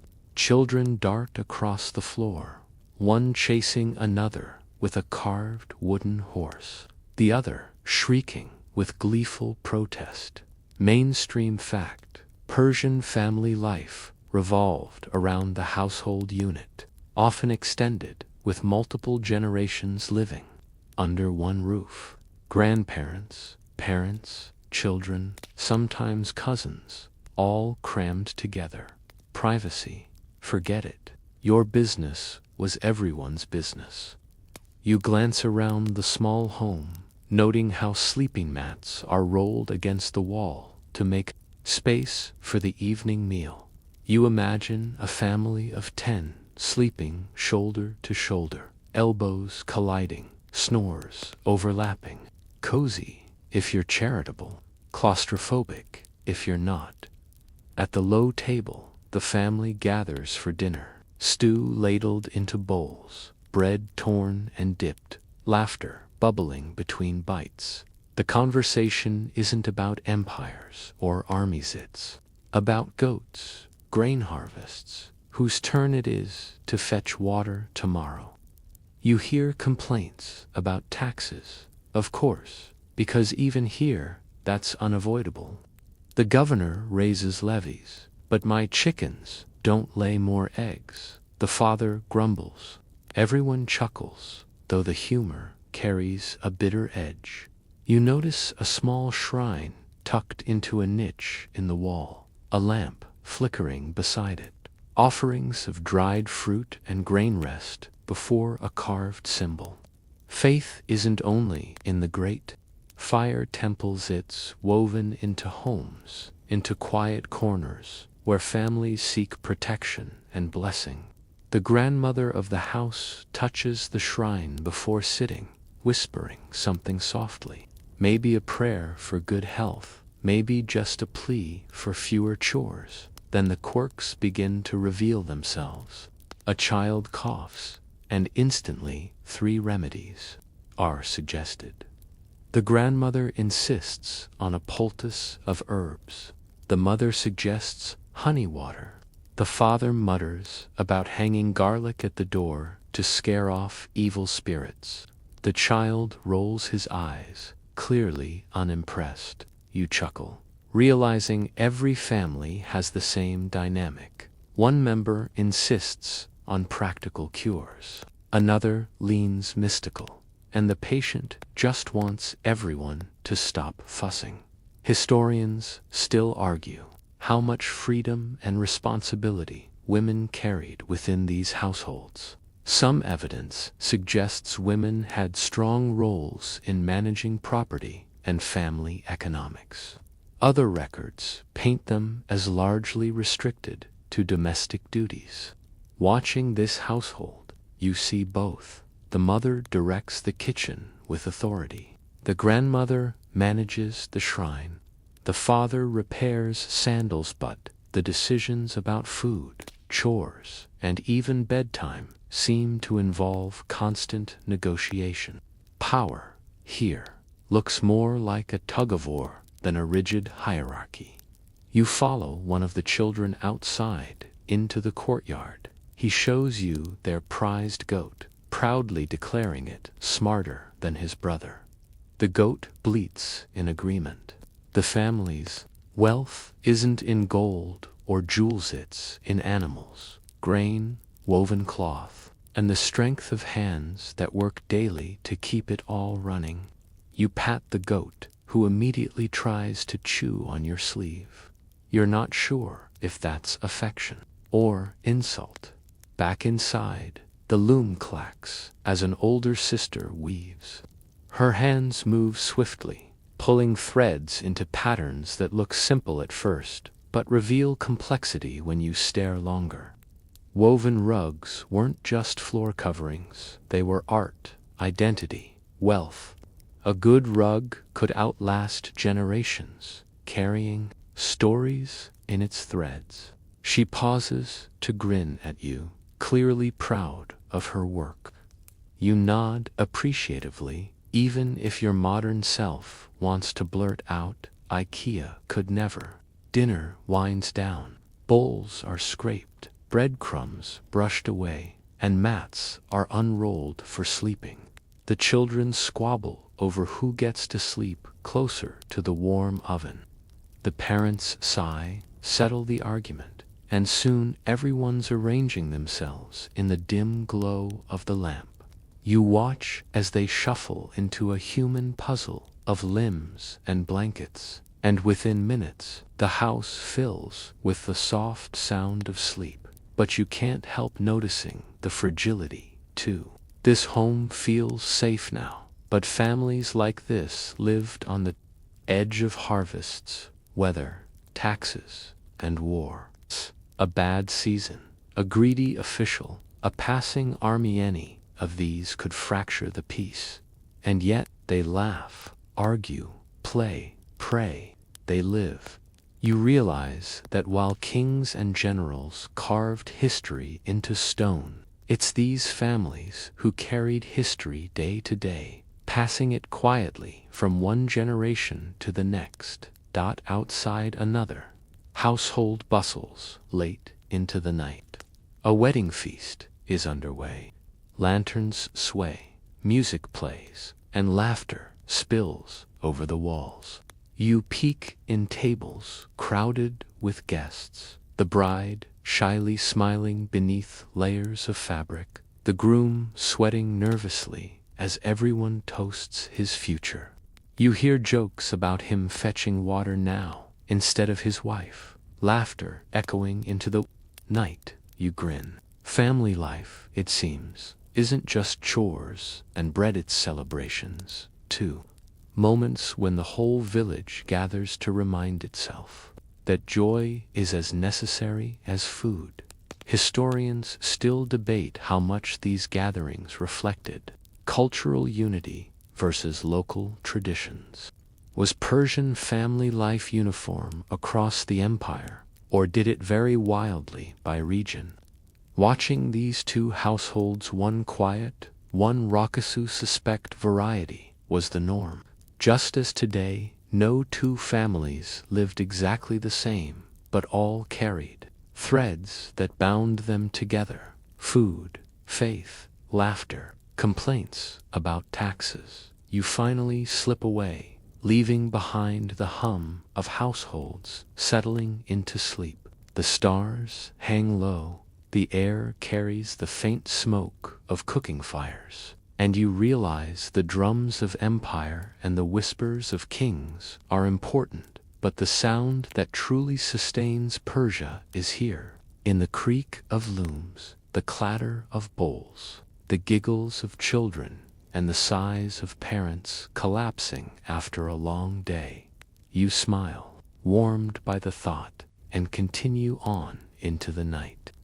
The murmur of family households fades as you walk further into the night, but a new thought lingers behind every bustling home, every banquet, every whisper in the royal court. Women's hands are shaping the rhythm.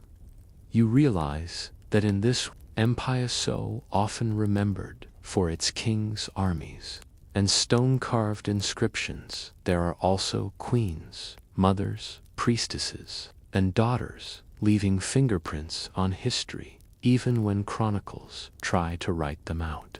Tonight, you drift closer to their world. You approach another large house, brighter than the rest, its entrance guarded by two attendants with torches. Inside, the air hums with music, and silk curtains sway in the evening breeze. A gathering of noble women reclines on cushions, their laughter rising like bells, their bangles clinking with every movement. You hesitate at the doorway, but one of them waves you in, as if inviting strangers is no more unusual than pouring wine. You settle onto a cushion, and at once your eyes are dazzled. These women are draped in flowing robes, dyed in rich purples and blues, their hair oiled and curled into elaborate designs. Jewels sparkle on wrists, and ears. Their perfume sweet, musky, floral wraps around you until you almost feel drunk without a sip of wine. Clearly, these are women of influence, and they know it. Mainstream fact: Persian queens wielded significant power, both within the household and at court. Some held estates, commanded wealth, and even influenced succession. Atossa, daughter of Cyrus the Great and wife of Darius, is remembered for her political maneuvering and her role in shaping dynastic continuity. You imagine her presence, hear sharp eyes, sharper mind, able to shift the course of empire with a single suggestion whispered at the right moment. One noblewoman beside you smirks as she recounts how she outnegotiated a governor over tax levies on her estates. The others laugh and clap. You blink, realizing this isn't idle gossip, it's empire management, disguised as dinner talk. Another woman brags about sending her brother on a wild goose chase to secure rare dyes, only to trade them at triple value. They giggle behind jeweled hands, but the calculation in their voices is unmistakable. Influence here is wielded with wit, subtlety, and no small amount of sarcasm. And then, the quirks. One lady insists she owns a magic cosmetic made from crushed beetles that gives her cheeks a perfect blush. She swears men can't resist it. You try not to laugh, imagining a husband sneezing whenever she enters the room. Another boasts that she keeps a pet falcon, not for hunting, but for scaring nosy servants. You grin. Weaponized bird intimidation is a new one for you. Historians still argue how much freedom Persian women truly had. Some point to records of property ownership, business contracts, and priestess roles, suggesting substantial autonomy. Others highlight seclusion, arranged marriages, and patriarchal control, painting a picture of limitation. Sitting here among these women, you sense truth in both. Yeswas confined them, but inside those walls, they spun threads of power. Tighter than many men realized, the evening shifts as music softens, and a young priestess enters, her white robe stark against the jeweled silks around her.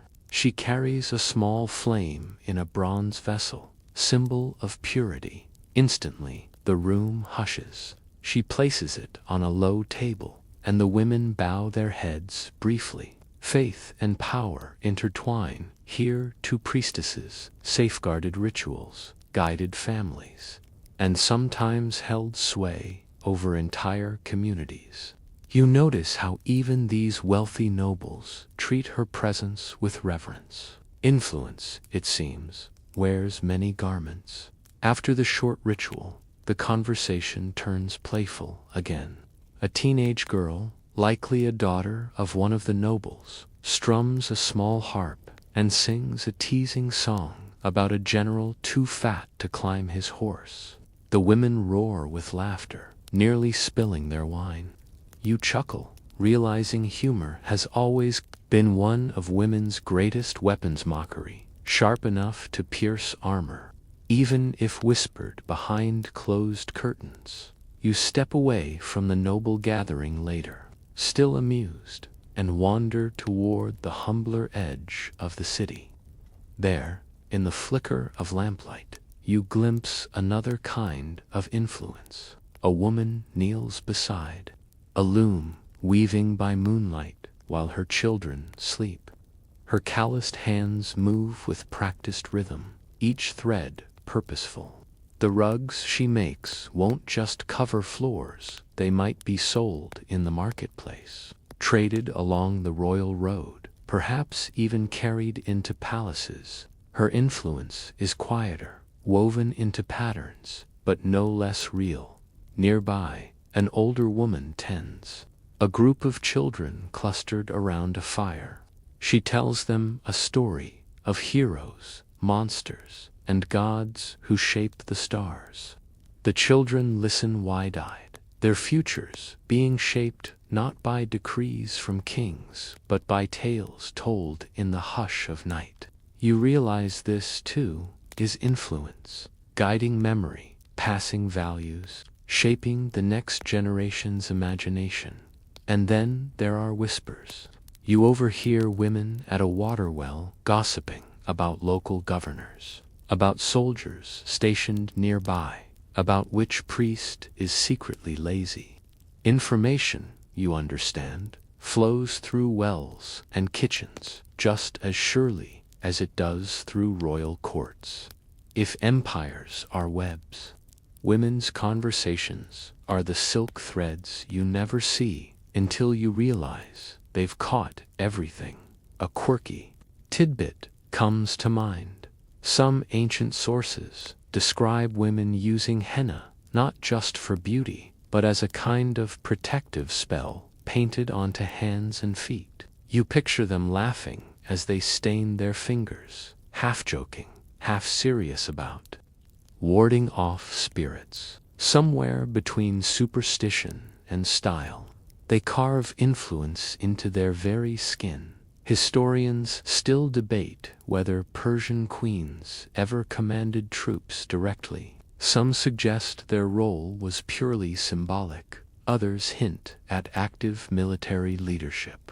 As you imagine a queen standing at the edge of a battlefield, issuing commands while soldiers glance nervously, you realize either version would have been intimidating. Power doesn't always need a sword. Sometimes a steady gaze does the job. You sit quietly at the edge of a courtyard as night deepens. Women return from weaving. Children nestle against mothers. Priestesses extinguish small lamps with whispered blessings. The city exhales into sleep. You reflect on what you've seen tonight. Power both loud and soft. Influence both obvious and invisible. Queens steering dynasties with marriages and estates. Noble women trading and negotiating behind jeweled curtains. Mothers shaping children with stories. Priestesses keeping sacred fires alive. And beneath it all, you sense a thread. Historians rarely capture the humor, the wit, the sheer cleverness with which women carved space for themselves in a world that often underestimated them. You chuckle quietly, remembering the falcon meant for scaring servants. Influence, sometimes, is just knowing how to make people flinch when you want them to. You rise at last, slipping back into the cool night. The stars gleam overhead, steady witnesses 2 centuries of whispered influence. Tomorrow, history will write about kings and conquests, roads and battles. But tonight, you've glimpsed the other half of empire, the part built in kitchens, courtyards, shrines, and laughter. And you carry that glimpse with you, deeper into the journey. The soft laughter of noble women fades as you drift away from their courtyards. But the streets don't fall silent. Instead, a new sound, rizeza, chorus of animal voices, carried on the Persian night. Dogs bark in distant alleys, donkeys bray with stubborn insistence, and somewhere a bird shrieks in protest at being woken from its perch. You've spent time with kings, priests, healers, and soldiers, but now you wander into another realm entirely, the world of animals, sacred and ordinary, revered and ridiculed, both beasts of burden and companions of comfort. You first hear the flutter of wings before you see them. Atop the palace walls, falcons sit tethered to perches, their sharp eyes gleaming in the torchlight. Each bird tilts its head, watching you with predatory calm. Falcons were prized in Persia, symbols of nobility and tools of hunting. They were trained carefully, treated with reverence, and sometimes adorned with jeweled anklets. You chuckle, imagining a falcon rolling its eyes at being forced to wear bling. Yet the bond between falcon and handler was serious business. A noble without his falcon was like a king without his crown, a little underdressed, a little incomplete, mainstream. Fact, Persians held certain animals as sacred, both within their religion and their culture. Dogs, for example, were considered protectors of households and even played roles in funerary rituals, believed to help guard souls on their journey. Cats, too, prowled the edges of homes and temples, admired for their grace and pest-controlling skills. To harm them deliberately was to invite spiritual pollution and, probably, the wrath of neighbors whose granaries depended on them. As you walk further, the smell of animals thickens: hay, dung, sweat, and something faintly sweet, like dried figs left too long in the sun. You find yourself in a stable where horses stamp their hooves, tails swishing lazily. These aren't just any horses, sleek, tall, with coats gleaming under lamplight. They are the pride of Persian cavalry. A groom strokes one's neck, whispering words you can't catch, and the animal leans into the touch like a sleepy cat.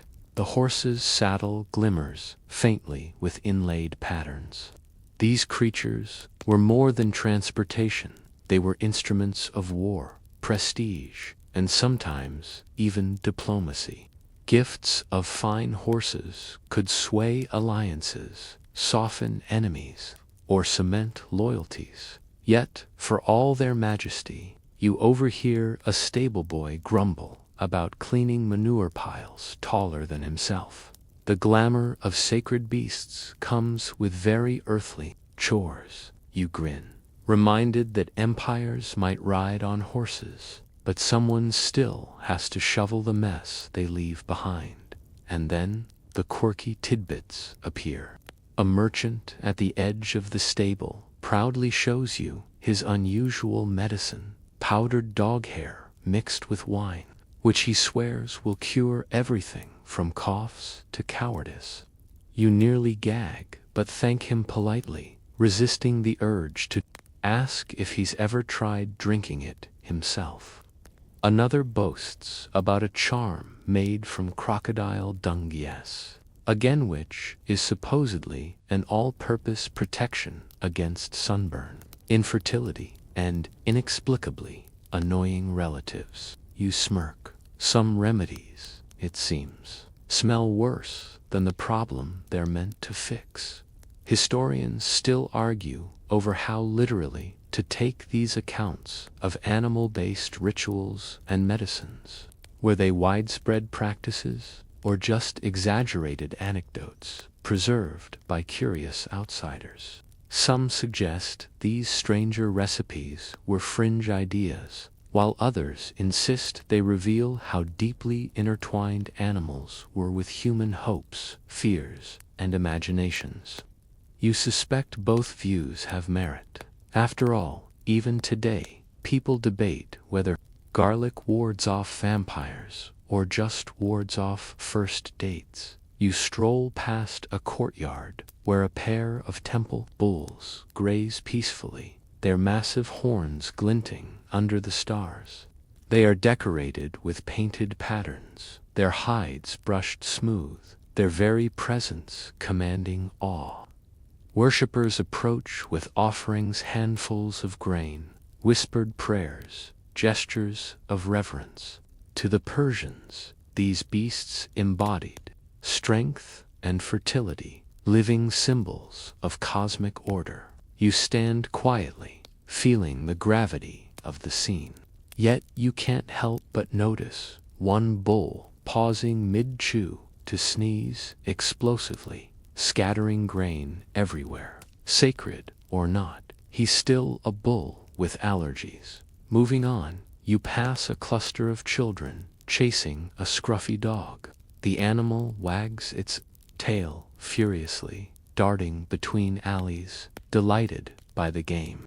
The children laugh, shriek, tumble over one another.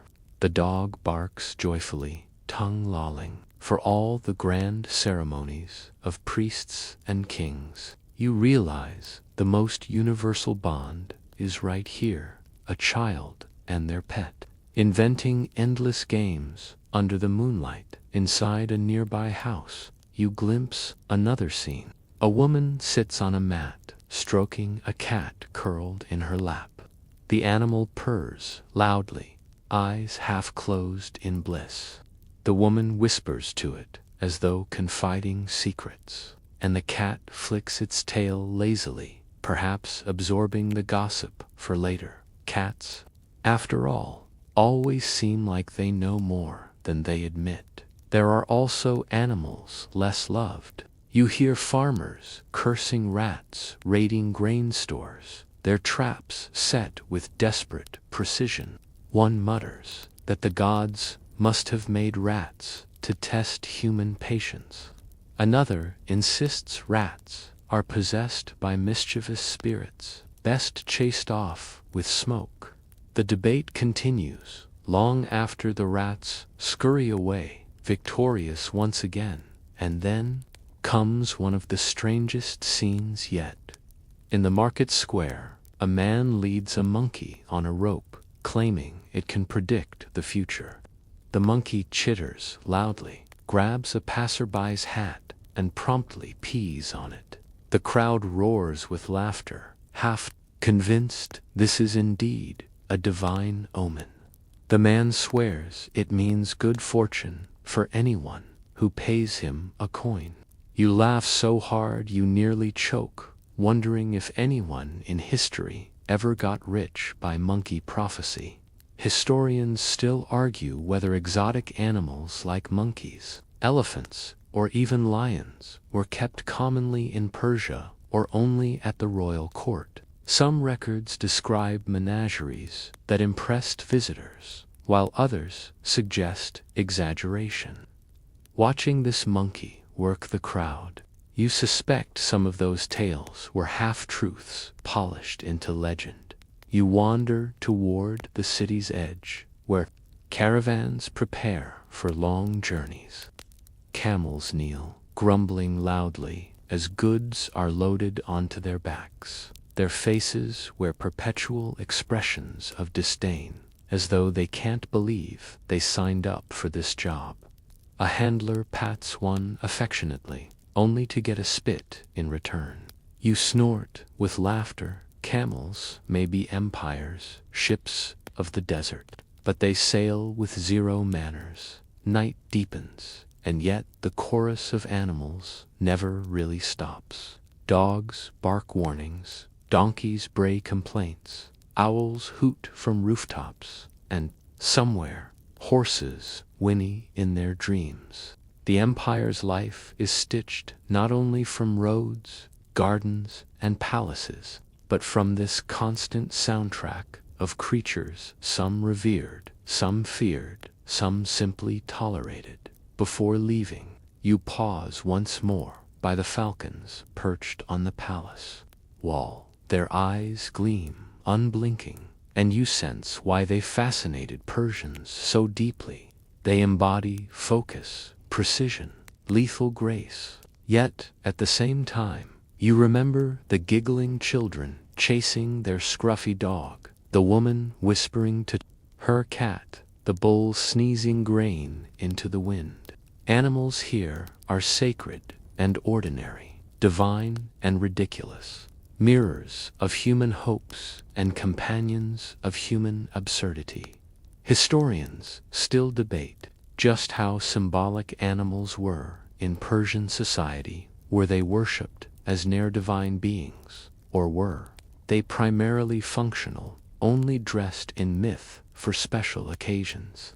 Standing here, you realize the answer doesn't matter as much as the coexistence. Sacred or mundane, animals walked beside people, shaping daily life as surely as kings and generals. you turn at last, the night air cool on your skin, the chorus of beasts following you as you move back into the shadows.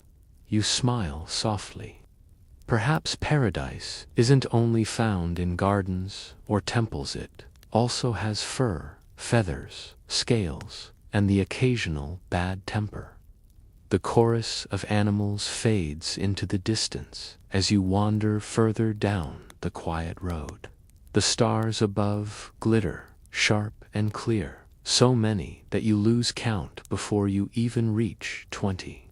Out here, away from palaces and soldiers' camps, the night belongs to silence and imagination.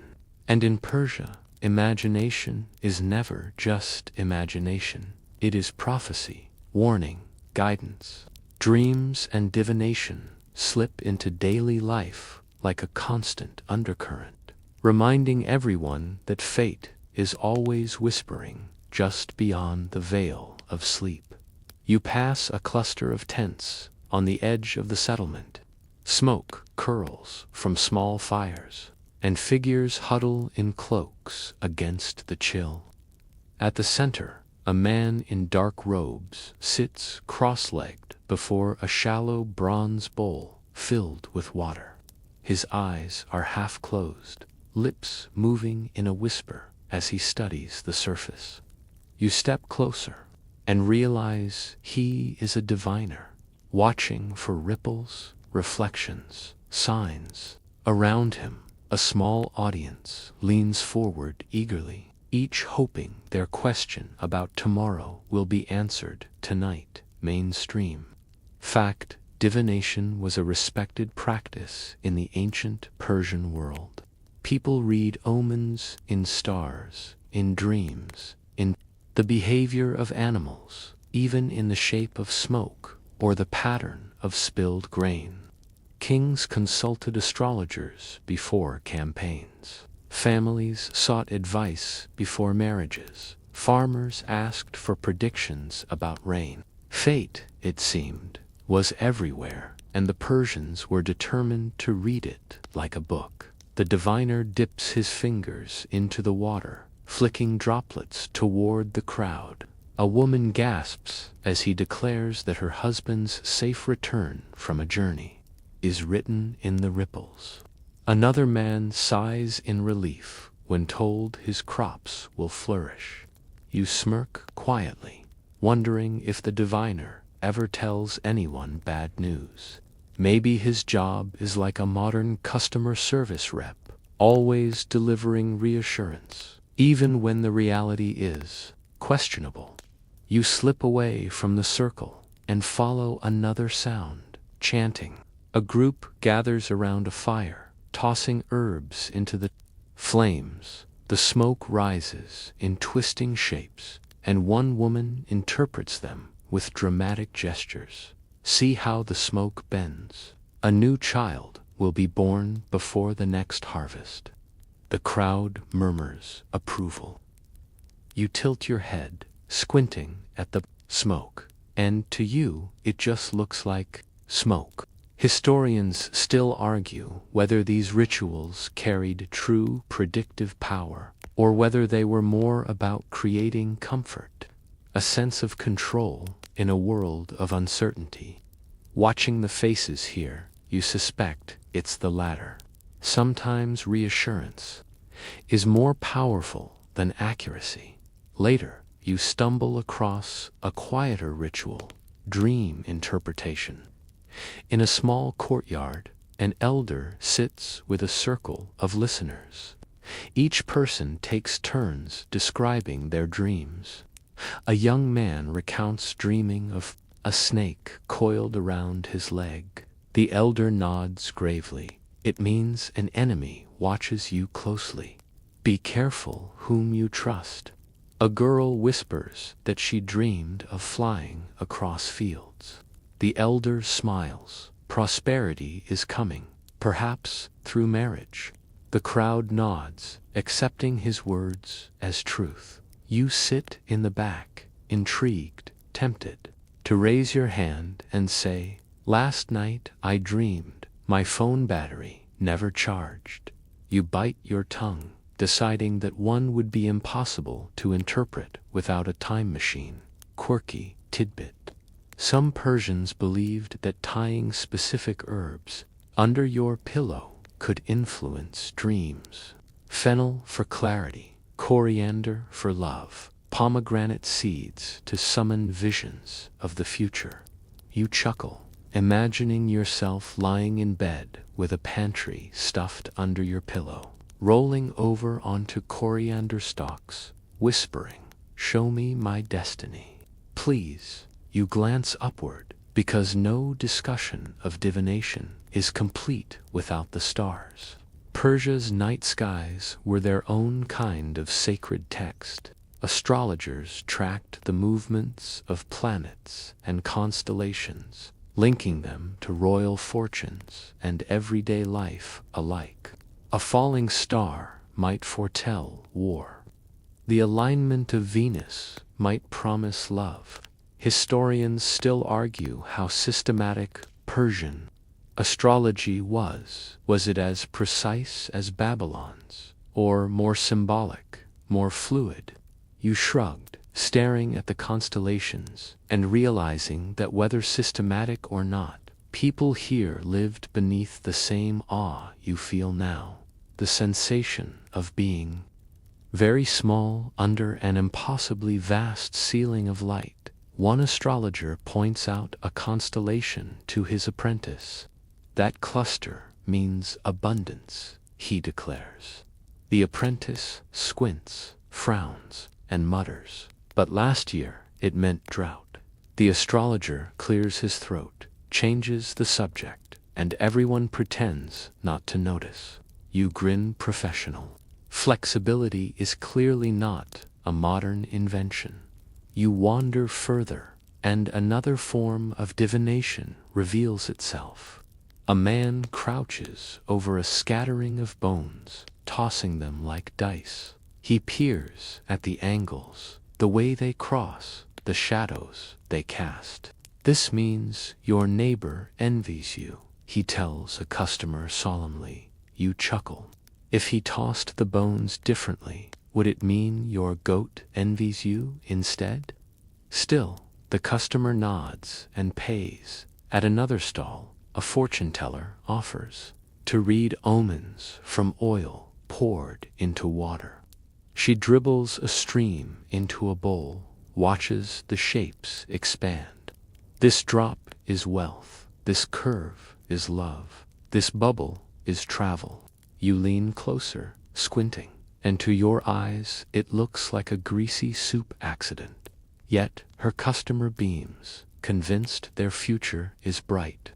You realize again that the real power isn't in the accuracies, in the comfort of believing tomorrow holds answers. The night deepens, and you notice children huddled around a grandmother who whispers lullabies laced with omens. She tells them that if they dream of fire, they must eat pomegranate seeds at dawn to avoid danger. If they dream of water, they should drink milk to keep safe. The children nod solemnly, committing these rules to memory, as though they were as real as gravity. You smile softly, reminded that bedtime stories in every culture blur the line between comfort and instruction. And then there's the darker side. A man bursts into the square, frantic, shouting that he dreamed of crows circling his house. He begs for an interpretation. The diviner frowns, declares it a warning of death, then quickly softens his tone, but perhaps only of an enemy, not of your family. The crowd exhales, relieved. You sense how fragile the line is between reassurance and terror. Dreams can soothe, but they can also haunt. Historians still argue about whether Persian rulers truly based major decisions on omens, or whether divination was more for show, a way to reassure the masses. Some accounts suggest kings delayed campaigns. If the stars weren't favorable, Others hint they ignored the signs when it suited them. You suspect both are true. Sometimes omens guide, sometimes they're conveniently reinterpreted. After all, what's the point of prophecy if it doesn't occasionally bend to politics? The fires burn lower, the chanting fades, but the night doesn't feel empty. Dreams wait in the wings, ready to shape how people wake tomorrow. You watch the astrologers roll up their charts, the diviners collect coins, the grandmother tuck children into blankets with whispered warnings. Sleep itself feels like an extension of ritual here, not just rest, but another form of inquiry, a nightly conversation with fate as you finally lie back beneath the stars. Closing your eyes, you realize you've been woven into the same pattern. You wonder what you'll dream tonight, what symbols your own subconscious will spin. And you wonder, if you asked one of these diviners what they'd say. Probably something about travel, you think with a grin, because clearly you've been walking through centuries already. Your eyes close for a moment, heavy with the weight of starlight and whispered omens, but the night does not stay quiet. A new sound stirs in the distance: music, laughter, and the unmistakable crackle of fire. You lift your head and see a glow rising over the rooftops. It isn't the steady, solemn flame of a sacred altar. This is wilder, brighter, flickering with joy instead of reverence. Drawn forward, you wander until you find yourself in the midst of a festival. The streets are alive. Torches line the alleys, bonfires roar in courtyards, and everywhere people laugh, dance, and eat. This is no solemn ritual, it's a celebration, one of Persia's great festivals of light. Perhaps it's Nowruz, the New Year celebration that heralds spring, or Sod, a midwinter festival where fire is piled high against the cold. The exact date doesn't matter. What matters is the atmosphere, thick with smoke, music, and mischief. You pause at the edge of a square where dancers whirl around a blazing fire. Their robes flare with each spin, patterns catching the firelight. Children dash between them, waving sparklers made of reeds dipped in resin. The air smells of smoke, roasted nuts, and sweet wine. Someone presses a handful of raisins into your palm and urges you to toss them into the fire for luck. You obey, watching the flames leap as if hungry for your offering. Mainstream fact: Nowruz, still celebrated today, has roots in these ancient Persian festivals. It marked not only the new year, but also the renewal of cosmic order, when darkness and light realigned. Fire symbolized purification and the triumph of warmth over winter. But even here, historians still argue over whether certain fire festivals were purely Zoroastrian religious rites, or whether they blended older pre-Zoroastrian traditions. Looking around at the joyful chaos, you suspect it's a mix of both. Humans rarely need an excuse to throw a party, but religion always helps justify the extra wine. The music is relentless: drums pounding, flutes trilling, handclaps echoing through the night. You can't resist swaying a little, though you try to play it cool. Then someone grabs your hand and pulls you into the circle. You stumble, spin, laugh, nearly trip over a child, and by the time you recover, you're clapping along with everyone else. You realize the magic of these festivals isn't in perfect choreography, it's in the shared release. The joy of forgetting daily struggles, even if just for a night. And then come the quirky details.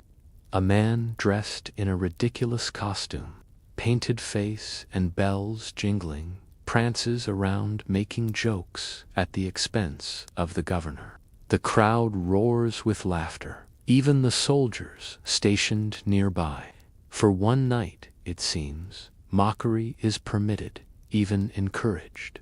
Tomorrow, that same joke might earn a whipping, but tonight the fool is sacred. You grin, thinking of modern comedians, and realizing they would have thrived here. Another oddity.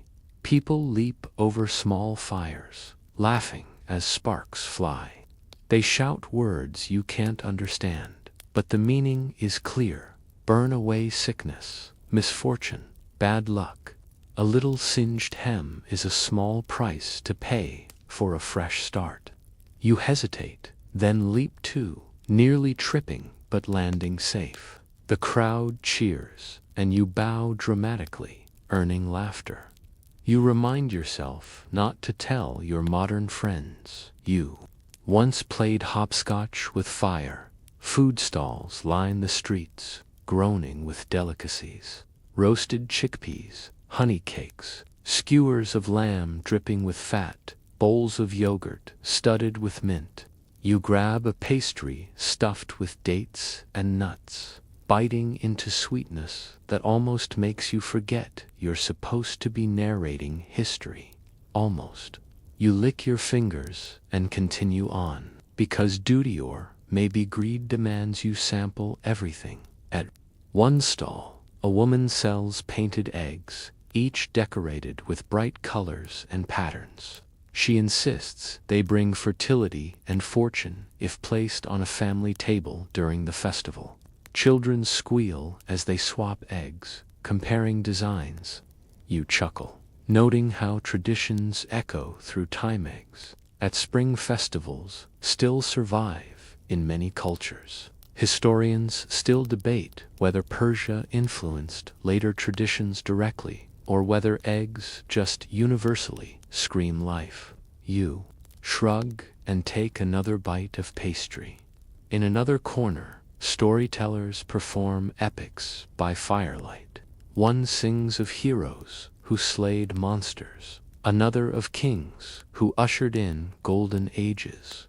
The crowd claps and cheers, voices echoing into the night. You notice the storytellers exaggerate wildly, each trying to outdo the other.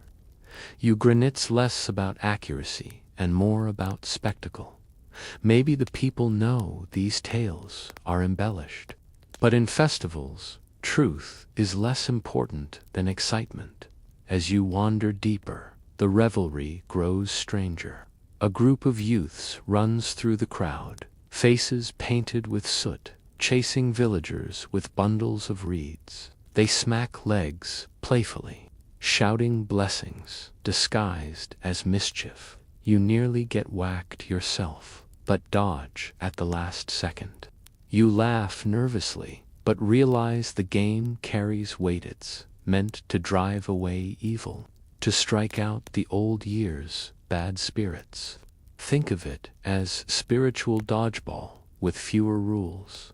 Nearby, elders sit in a circle, more reserved, but no less involved. They sip wine, nibble nuts, and reminisce about past festivals. One insists the fires burned higher in his youth. Another swears the music was better. You realize complaining about kids these days is the true timeless tradition. The night deepens, but instead of slowing, the energy builds. Bonfires roar higher, dancers grow wilder, laughter louder. You stand at the center, watching the sky glow orange from dozens of flames. Sparks rise like shooting stars, carried upward until they vanish into the heavens. The symbolism is powerful. Flame as messenger, carrying human hopes upward to the gods. You feel a shiver of awe mixed with the sweat of too much dancing. Yet, the festival is not only joy. There is tension too, subtle but present. Some mutter that too much wine leads to foolishness. Others frown at the satirical fool making fun of nobles. Historians still argue whether festivals like Nowruz were tolerated safety valves, allowing people to vent frustrations, or whether they genuinely threatened the social order. You suspect both. For one night, fire lets people play with freedom. Whether rulers saw that as dangerous or useful probably depended on how many jokes were made at their expense. A quirky tidbit slips into your mind. Some sources describe Persians tossing garlic into festival fires to ward off illness. You imagine the flames belching with the smell, neighbors groaning, "Who brought the garlic again?" Protective magic, yes, but definitely not a crowd pleaser. Finally, as dawn creeps onto the horizon, the fires burn low. People collapse onto mats, bellies full, eyes heavy. Children snore against their parents' shoulders, soot still smeared on their cheeks. The streets are littered with ash, broken reeds, and the faint echo of laughter. The air smells of smoke and sweetness, lingering long after the last flame sputters out. You stand in the quiet aftermath, watching smoke curl lazily toward the morning sky. The festival is over, but its purpose remains. Fire has burned away misfortune, laughter has bound the community together, and the cycle of light and dark has turned once again. Historians still debate whether festivals like this were primarily religious, political, or social. But standing here, soot on your feet, honey still sticky on your fingers, you realize categories don't matter. For these people, it was all at once sacred, playful, necessary. A reminder that even in a world of kings and wars, there must be nights when everyone gathers, laughs, leaps, fires, and throws garlic at demons. You smile, stretching your arms against the pale dawn light. The flames may have died, but the warmth lingers in your chest and in the memory of sparks climbing into the sky. The ashes of the festival still cling to your sandals as you leave the square, your ears ringing with echoes of drums and laughter. But the morning light brings a shift. Where the night burned wild with fire and joy, the day dawns with structure, rules, and order. Persia wasn't only an empire of gardens and feasts, it was also an empire of laws. And not all of them, you soon learn, make sense to your modern mind. You wander into a courtyard where a judge sits beneath a canopy. His beard is neat, his robe immaculate, and in his hand rests a staff carved with intricate patterns. Around him, scribes lean over clay tablets, styluses scratching furiously. Villagers shuffle nervously before him, awaiting rulings.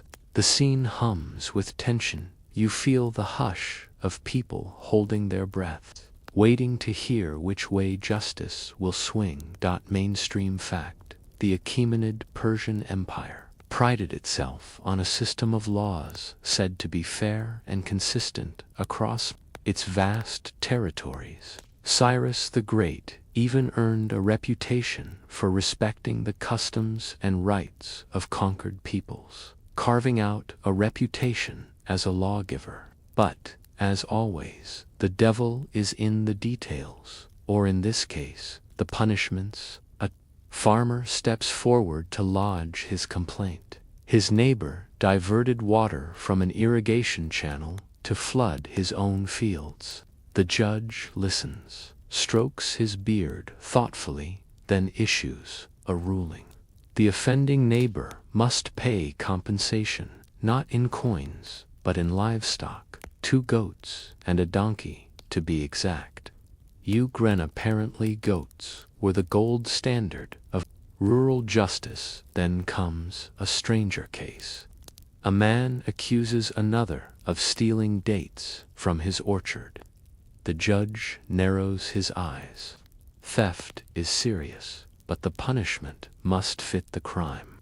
After deliberation, he decrees that the thief must not only return the dates, but also stand in the marketplace wearing a rope of dried figs as humiliation. You nearly choke, trying not to laugh. It's punishment by fruit fashion show historians still argue whether such odd-sounding penalties were literal or symbolic. Some think they were designed for deterrence, make a punishment ridiculous enough, and no one will risk the crime.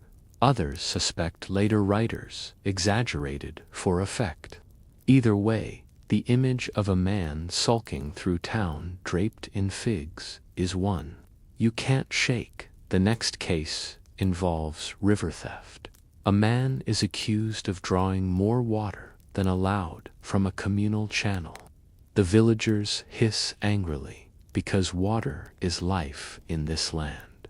The judge nods gravely. This isn't just selfishness, it's an attack on survival itself. The punishment. The man must spend a week repairing irrigation ditches for the entire community under supervision without pay. You smirk, community service, ancient edition, but punishments aren't always so quirky. Sometimes they veer into the terrifying. A scribe reads aloud an old decree about lying in court. The penalty for perjury, he says, can range from heavy fines to severe flogging.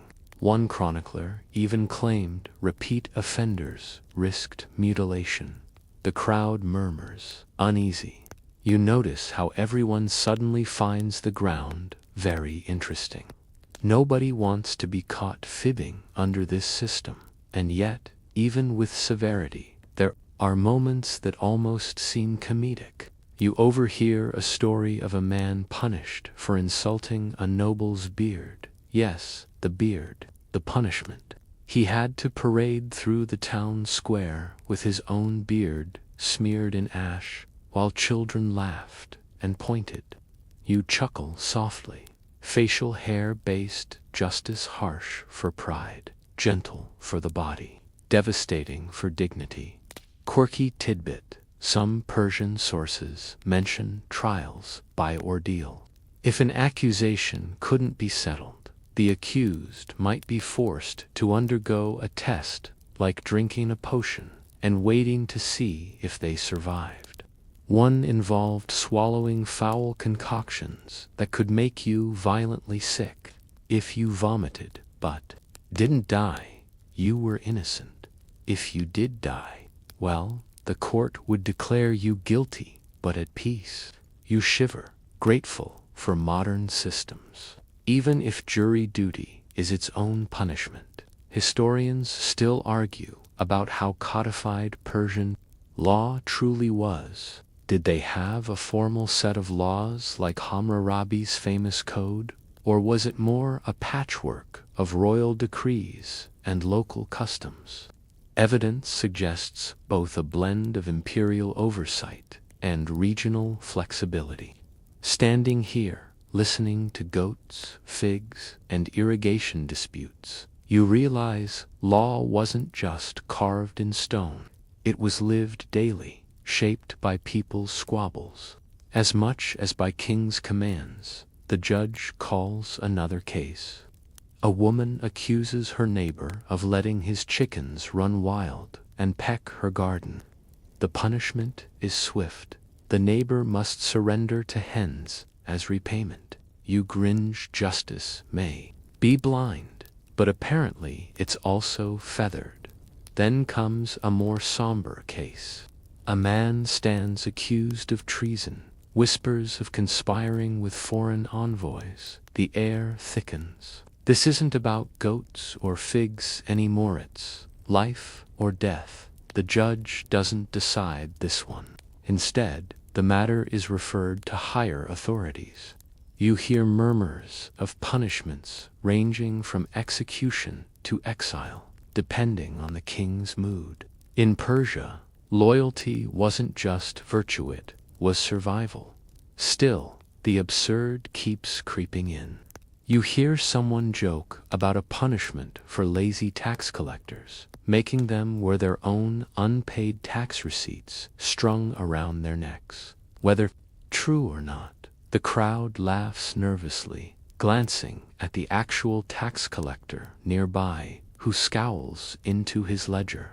Humor, it seems, survives even under strict law. As the sun climbs higher, the cases wind down. Villagers shuffle away, some relieved, some grumbling, some leading goats they hadn't expected to part with that morning. The judge retires to the shade, his scribes stacking tablets into neat piles. Justice, at least for today, has been served. You wander on, reflecting on what you've seen. Laws here are a strange blend, practical, symbolic, harsh, and humorous all at once.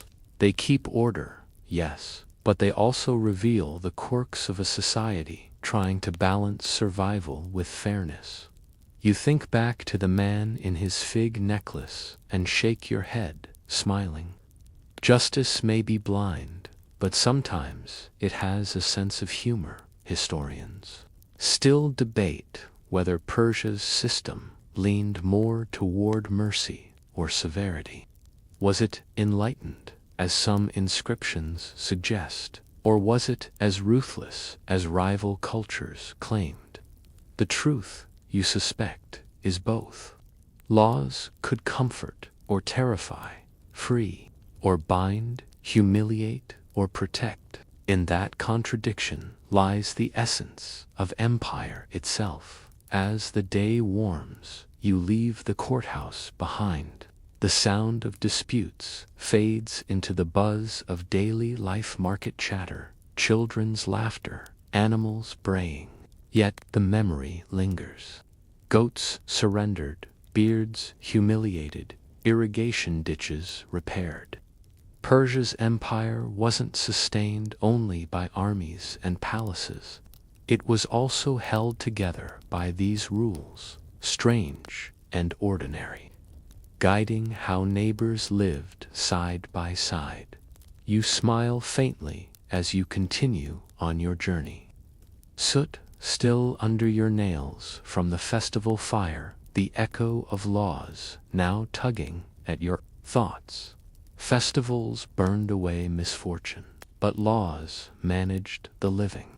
And together they stitched a society that those centuries gone still feels oddly familiar. The murmur of disputes and punishments fades behind you, and once more the road opens wide. You've seen villages, courts, and festivals, but Persia's true nature isn't bound to one city.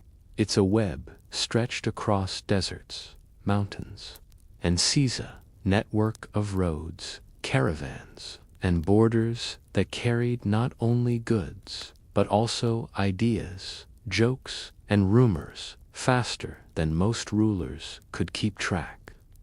To really understand the empire, you must travel, and tonight the road itself becomes your guide. The morning sun climbs as you set out from the town, following a caravan of merchants. Camels sway under heavy loads of cloth and spices, donkeys plod with baskets of dates, and oxen pull creaking carts laden with grain. The air fills with jingling bells, snorts, and the occasional loud complaint from a camel who clearly didn't sign up for this shift. You can't help but grin. It's less a dignified caravan and more a chaotic parade, like an ancient moving circus. Mainstream fact: Persia's empire sprawled across vast distances, from the Aegean coast to the Indus Valley. Its roads, the royal road above all, allowed travel and communication at astonishing speeds for the era. Couriers could gallop across provinces in days, but ordinary travelers trudged for weeks or months. Along the way, they encountered border posts, inns, cultural mashups, and endless opportunities for both wonder and irritation. You march alongside the caravan, dust rising around your feet, sun beating on your shoulders. A merchant beside you groans about the heat and jokes that he'd rather be fined by the tax collector than deal with another sandstorm. Another laughs and mutters that at least taxes don't get stuck in your teeth. You chuckle softly, travelers bond through misery as much as through joy. At the first rest stop, you collapse under a shaded awning, gulping water from a clay jug. Around you, the caravan diversifies. A Greek trader haggles loudly with a Babylonian over the price of dyes. An Indian merchant displays peppercorns like they're jewels. A Scythian, wild-haired and sharp-eyed, lounges with his horse, watching everyone with suspicion. You realize this is Persia's true character, not a single culture, but a crossroads where the world collides. Quirky tidbit: travelers often carried talismans to ward off misfortune, beads carved with lions, tiny pouches of garlic, or charms shaped like stars. One merchant shows you his lucky amulet, a tiny bronze chicken. He swears it keeps thieves away. His companion rolls his eyes, muttering that it only works because no thief would want to steal something so ugly. You hide a smile, noting that superstition travels as fast as trade. The caravan resumes, winding into rocky hills. The road narrows, stones crunch beneath wheels, and the sun bakes the path until it shimmers. The landscape shifts constantly, one moment sandy, the next dotted with olive trees, the next plunging into valleys where streams cut silver lines. You're struck by how many worlds fit within one empire, stitched together by this endless road. At a border post, soldiers wave the caravan to halt. They inspect goods, check seals, and record tallies on tablets. The merchants groan, some slipping coins discreetly into soldiers' hands. Corruption, it seems, is a borderless phenomenon. A Greek complains loudly that his olive oil is taxed unfairly, while a Persian officer calmly explains that rules are rules. The Greek storms off, muttering insults under his breath, only to trip over a donkey. The donkey brays triumphantly, as if exacting border justice on behalf of Persia. Mainstream fact: border posts in Persia weren't just about collecting taxes. They were also about control, ensuring the empire's vast territory remained connected and secure. Goods moved, yes, but so did people, letters, and intelligence. Borders weren't lines to keep people out, they were filters, places where the empire could watch and record what passed through. Historians still argue about how porous those borders were. Some suggest the empire maintained strict surveillance, while others insist merchants slipped easily through gaps with bribes and shortcuts. Watching the caravan, you suspect both were true.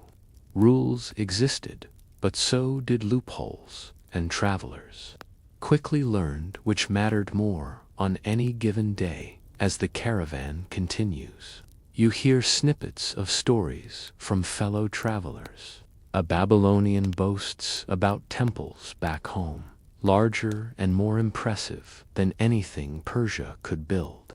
A Persian noble retorts that Persepolis is unmatched, gleaming like the god's own palace. A Scythian interrupts, declaring that no city matters if a good horse can outrun them all. The debate spirals, loud and colorful, until everyone collapses in laughter. You smile. Border crossing isn't just about geography.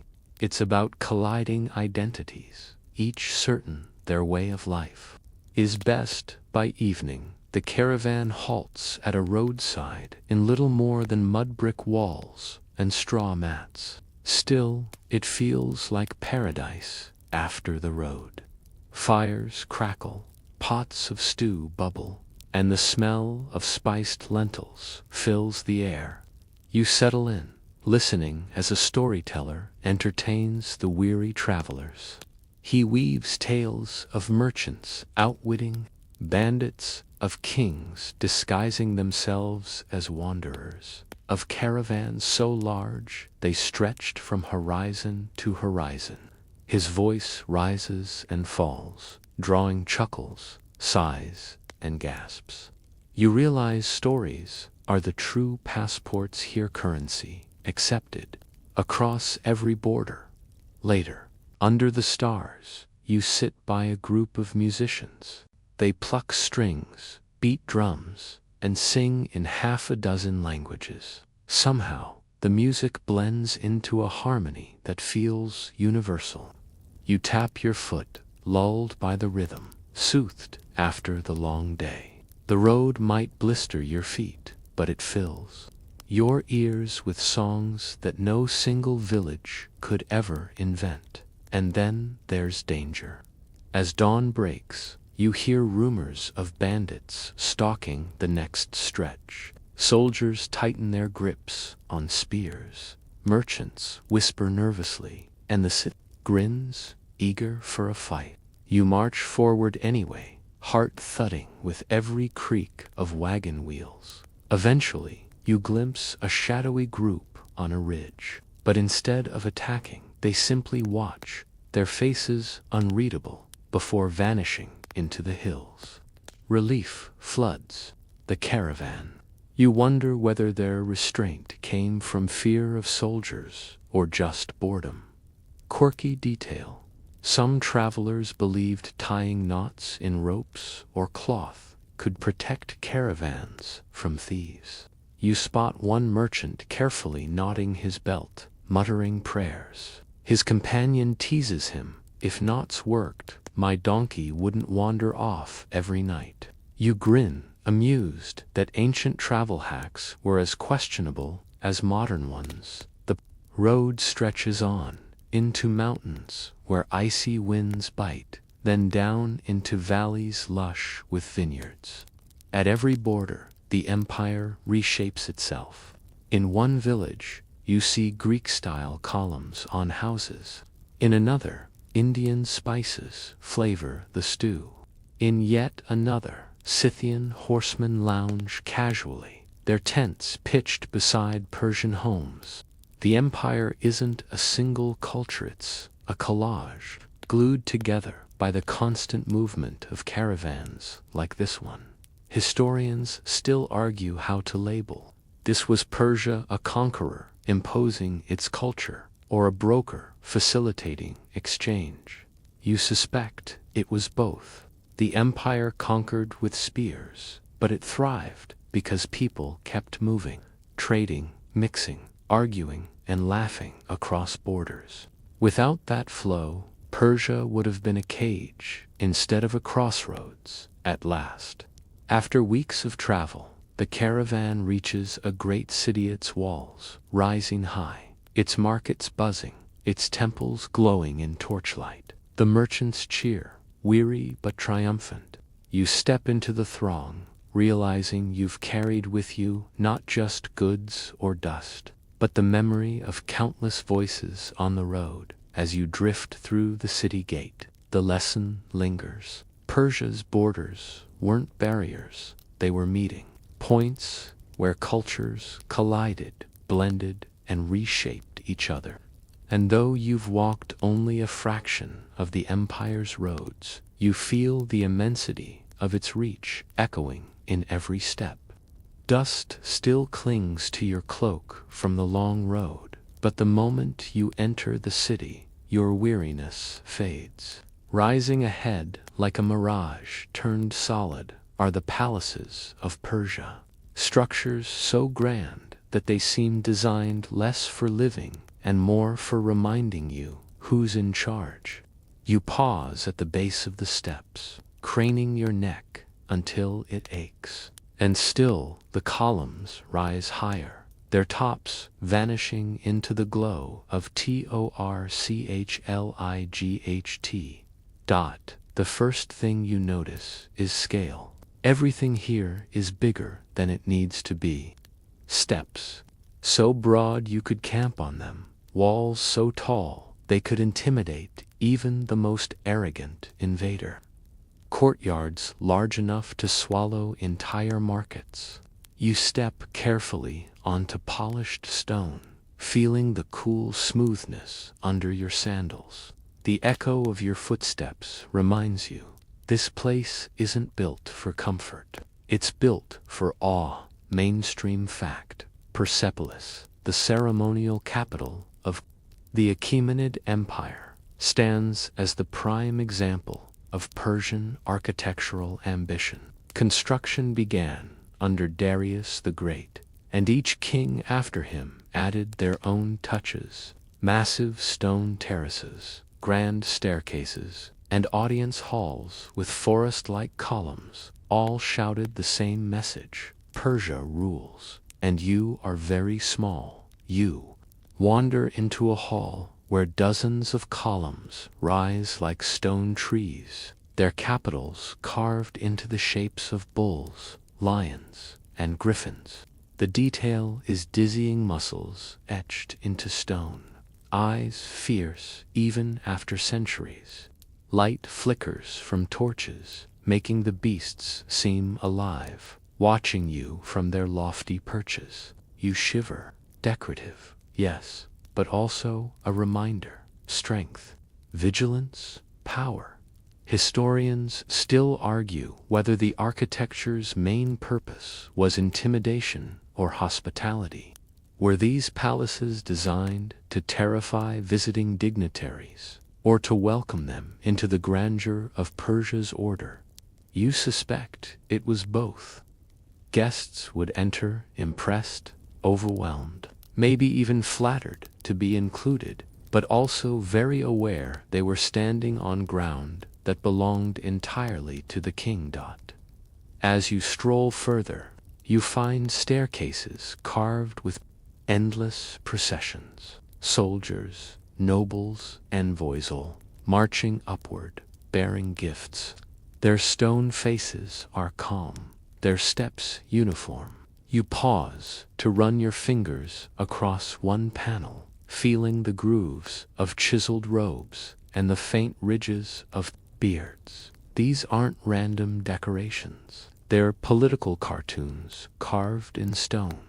Look, world, everyone brings tribute to us. Subtle, not remotely effective.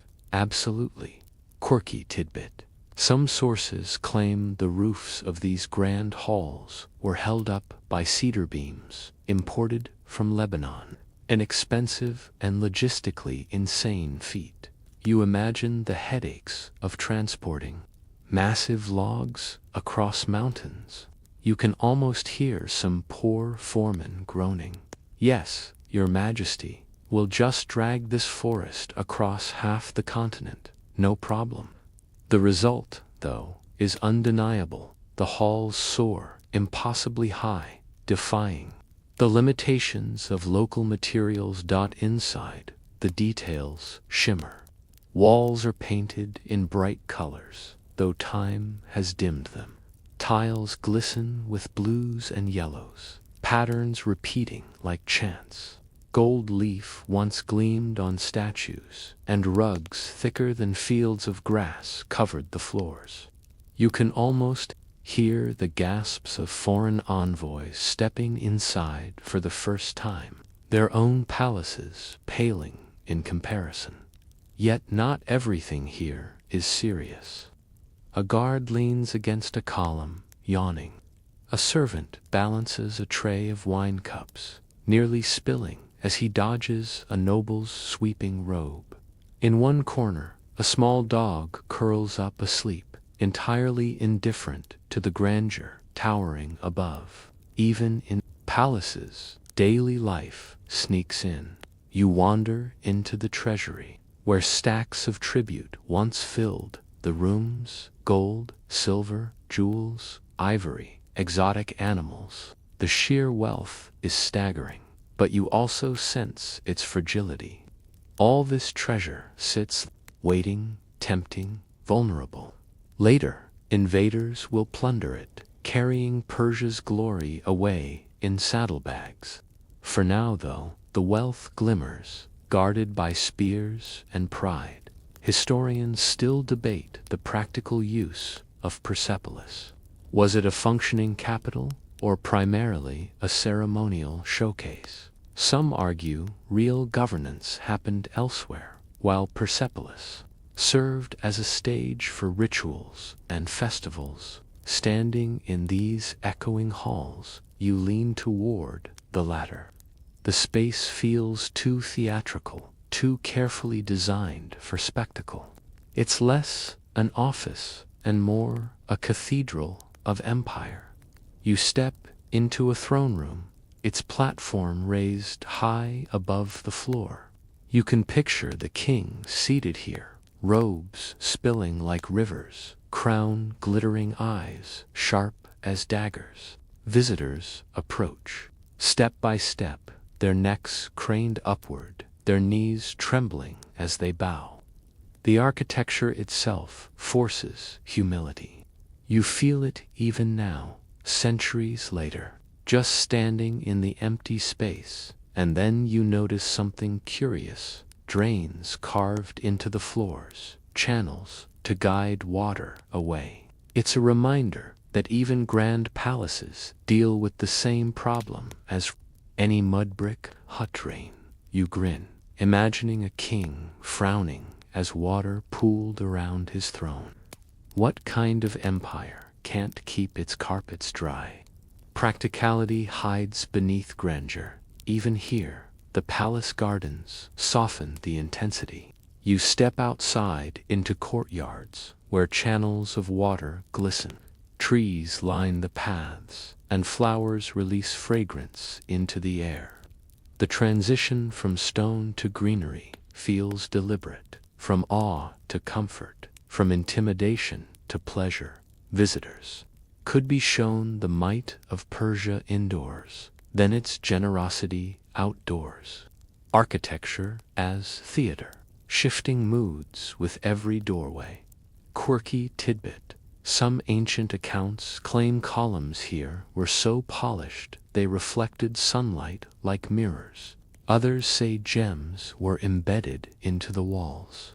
Scholars roll their eyes at exaggerations, but you smile. Even if untrue, the fact people told such stories shows how overwhelming these palaces felt. When faced with grandeur, people stretch truth into legend, as if reality isn't enough. As the day fades, you climb onto one of the palace terraces. From here, the view stretches across valleys and mountains, the city below like a toy village. The wind carries the scent of dust and distant cooking fires. You imagine envoys standing here, realizing how small their kingdoms seemed compared to the empire sprawling beneath them. That was the point. Palaces didn't just house kings. They housed perspective, reminding visitors where they stood in the world's hierarchy. Historians still puzzle over whether this architecture inspired awe in all who saw it, or whether some scoffed, whispering about extravagance. Did grandeur impress everyone, or did some see it as vanity carved in stone? You suspect reactions varied. Some envoys bowed deeper in awe, while others smirked inwardly, already plotting revenge. Buildings can intimidate, but they can also provoke. As night falls, torches are lit, flames flickering against stone beasts carved into columns. Shadows stretch across walls, making lions and bulls appear to move, their muscles rippling in the wavering light. You feel as though the palace itself breathes at night, alive with memory and power. You lie back on the terrace, staring at the stars above and the columns around you. The silence of the palace hums with meaning. You realize architecture here isn't just about walls and roofs. It's about telling a story, every stone whispering the same refrain. Persia endures, Persia commands, Persia shines, and yet you also sense fragility. Palaces rise, but palaces also fall. Fire, invaders, time, none of them bow to columns or kings. For now, though, the walls stand, the beasts glare, and the terraces gleam under starlight. You let the weight of it press gently onto your chest, not as intimidation, but as a lullaby of stone. The stone terraces of the palace still gleam in your mind as you descend into the city below. But now, as the fires of torches dim and households settle into evening rhythms, another kind of light takes over, the light of imagination. In Persia, stories were not just entertainment. They were medicine, history, religion, and sometimes outright propaganda disguised as bedtime talk. Tonight, you find yourself pulled toward the flicker of a smaller fire, not one meant to intimidate like palace torches, but to gather people in close. You sit cross-legged among villagers, the dust still warm under your legs, the smell of roasted chickpeas drifting faintly from a pan. Children wriggle into place, eyes wide, while elders fold their arms knowingly. A storyteller clears his throat. His voice rises, low and steady at first, then blooming into cadence. The story begins not with a king or a war, but with creation itself, the endless battle between order and chaos, light and dark. Ahura Mazda and Angra, Mainu. Mainstream fact. Zoroastrian dualism shaped Persian storytelling profoundly. Myths weren't simply tales of trickster gods and heroes. They reflected the eternal struggle between good and evil. Every epic became a mirror of that cosmic drama. You listen as the storyteller weaves this tension into his tale, his voice rising and falling like the crackle of the fire beside him in the story. A hero emerges part mortal, part divine-armed, with a sword blessed by sacred fire. He faces demons in deserts, serpents coiling in rivers, and spirits that whisper lies in dreams. The crowd gasps when the demon takes the form of a trusted friend, testing the hero's loyalty. You feel the collective breath hold, then release. In cheers, when the hero resists and strikes true, you glance at the children, their mouths open, eyes glittering with reflected fire. For them, this is more than entertainment, it's instruction. Fight for truth, resist lies, honor light. Myths here are teaching tools disguised as epics. Quirky tidbit. Some storytellers slipped in humor to keep the crowd awake. You hear a tale of a foolish merchant who tried to bribe demons with stale bread and ended up getting laughed out of the underworld. The children roar with laughter, while adults chuckle knowingly it's a reminder that greed and shortcuts never end well. You grin, thinking the joke would still land today if you replaced demons with customer service reps. But myths aren't all morality plays. Some are cosmic in scale, describing battles across the heavens. Others are deeply local, explaining why a certain rock formation looks like a sleeping giant. or why a particular spring is said to heal illness. You notice how seamlessly grand and small myths blend. The universe itself might hinge on a hero's choices, but so might your village's well water. Historians still argue whether Persian myths influenced neighboring cultures, or whether Persia borrowed more than it invented. Did Greek stories of immortal warriors owe something to Persian immortals? Did Indian epics borrow motifs from Persian dualism? Or did Persia absorb as much as it gave, remixing tales picked up along its vast trade routes? Listening to the stories here, you realize influence flowed both ways. Myths, like caravans, crossed borders easily, carrying ideas faster than armies ever could. The storyteller shifts to another tale, this one about Rostam, a mighty hero of Persian lore. He slays monsters, rescues kings, and sometimes makes foolish mistakes that cost dearly. You hear the audience sigh when he is tricked into killing his own son, not recognizing him until it is too late. The sorrow is palpable, the silence heavy. Myths here aren't afraid of tragedy. They remind listeners that even the greatest heroes are flawed, that fate can twist cruelly, that grief is as much a part of life as victory. You lean back, staring at the stars overhead. They seem to glitter in rhythm with the story, as though agreeing with every word.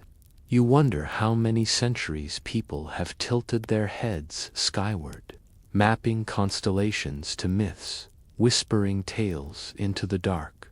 Then comes a tale of animals sacred, beasts that speak with human voices, guiding or tricking mortals.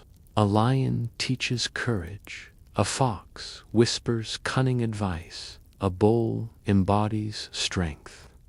The children giggle when the fox outsmarts a greedy king, while the adults nod knowingly. You smirk. Humans have always loved a story where cleverness beats brute power, quirky detail. One story insists crocodiles guard the gates of the afterlife, demanding offerings of bread and beer before letting souls pass.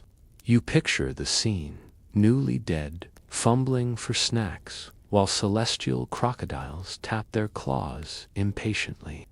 It's bizarre and slightly comical, yet the listeners here nod solemnly. To them, myth isn't fantasy, it's a user's manual. For the unknown, as the night deepens, the stories shift toward prophecy. A wandering seer recounts dreams of a great empire rising and falling, of fire-consuming palaces, of kings betrayed by their own power, listens with uneasy silence. Historians still debate whether such myths genuinely foretold events like Alexander's conquest, or were retroactively shaped to sound prophetic. You shrugged. Either way, prophecy always plays well with an audience. Another elder adds his own tale, humorous one about a lazy farmer who tried to train his donkey to plow by feeding it wine. The donkey danced clumsily through the field, trampling more crops than it saved. The crowd erupts in laughter, tears rolling down faces. Even myths, you realize, serve as comedy clubs. A society that laughs at its own follies is one that survives them. You wander to another fire, where women tell stories of queens and goddesses. Here, the tone shifts, again less heroic conquest, more cunning, patience, resilience. One tale tells of a queen who ruled wisely while her husband was at war, hiding her strategies under the guise of embroidery. Each stitch was a code, each pattern a plan. You grin, realizing the children are learning not only about heroes with swords, but about heroes with needles, too. Historians still debate how widely such stories were shared. Were they official, court-approved epics meant to glorify kings, or folktales passed quietly among villages? Likely both. The grandeur of Rostam's battles may have echoed in palaces, while the sly fox trickster lived more comfortably in kitchens and marketplaces. Together, they formed a complete mythology, half marble, half clay. The fires burn lower as the night grows cold, but no one leaves. Stories overlap now, one teller finishing another's sentence, memories blending. It feels less like performance, and more like communal dreaming. You realize myths here weren't just told, they were lived. They seeped into decisions, rituals, festivals, even the way people explained why bread sometimes rose well and sometimes didn't. Quirky tidbit: some believed sneezing during a story meant the tale was blessed by the gods. You witness it. Now a child sneezes loudly in the middle of a monster-slaying tale, and the entire crowd cheers as though the sneeze itself is applause. The child beams, newly famous. You laugh quietly, wondering if anyone's ever sneezed there. Way into becoming a village celebrity. Finally, as dawn hints at the horizon, the storytellers pause. One leans forward. He reminds the crowd that stories are not just entertainment. They are obligations. To hear a story is to carry it. To carry it is to pass it on.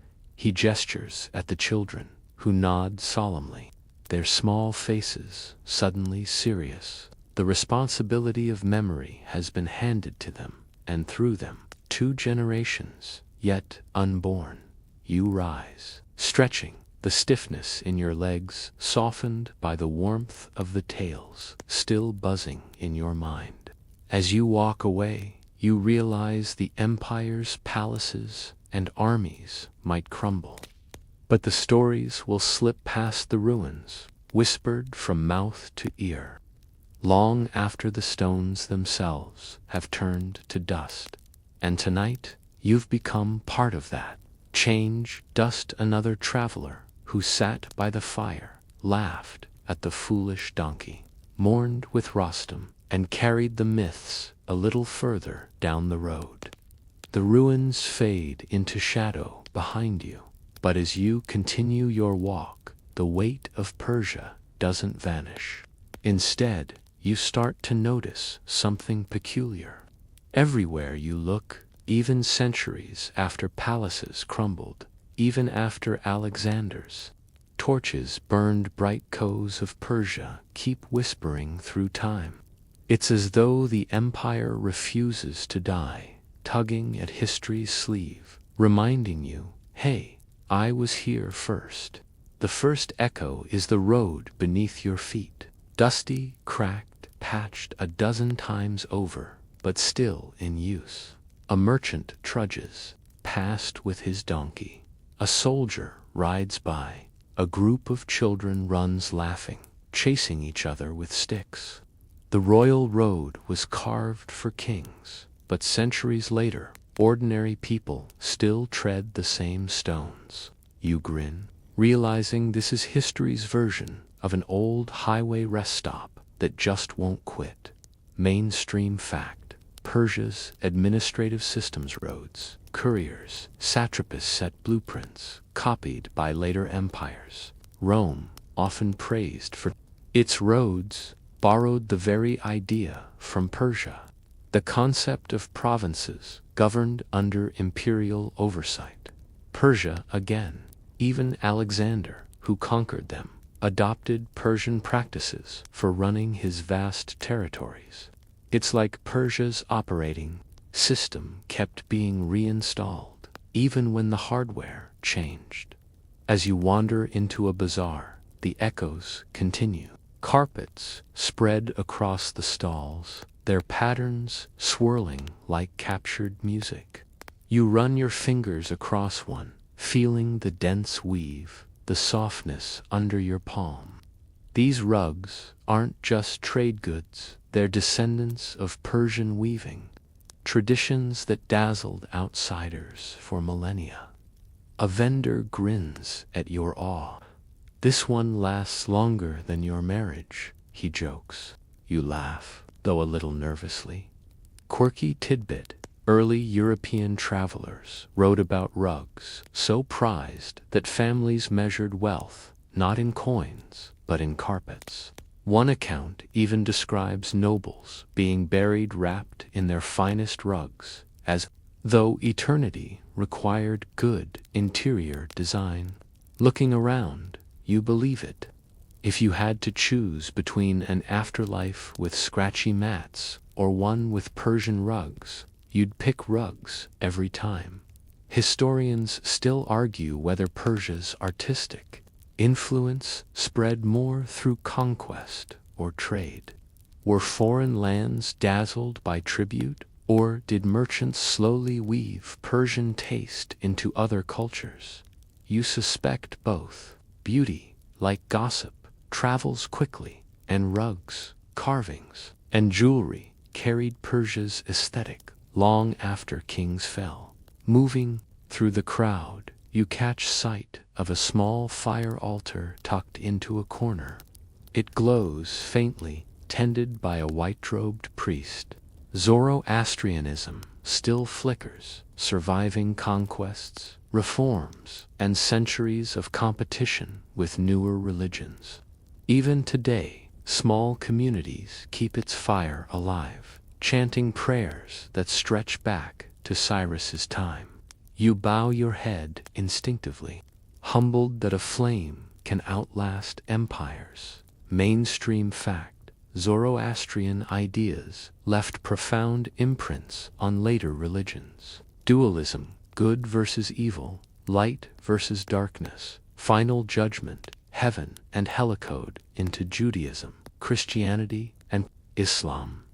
Even the concept of angels and demons carries Persian fingerprints. You smile, thinking about how many late-night debates and Sunday sermons still carry whispers from Persian fire temples. Legacy, indeed. You slip into a tea house, the air fragrant with cardamom and steam. Travelers lounge on cushions, trading stories as they've done for centuries. A storyteller recites Rostam's deeds again, this time in a more polished, literary form. You realize you're hearing the seeds of the Shahnameh, the Persian epic that would later gather centuries of oral tales into one monumental poem. Myths have outlived empires, stitched into verses that still shape identity today. Quirky tidbit: when Ferdowsi, the poet of the Shahnameh, presented his work to a later Persian ruler, he was allegedly rewarded with silver coins instead of gold. Insulted, he mocked the ruler in his verses. You chuckle. Apparently, even legendary poets struggled with bad paychecks. Some problems are eternal. Historians still argue how much of modern Iranian identity consciously draws from Achaemenid Persia versus later dynasties like the Sassanids or Safavids. Is the pride in Cyrus and Darius a continuous tradition, or a revival crafted centuries later for national identity? The debate rages, but you sense that identity doesn't need straight lines.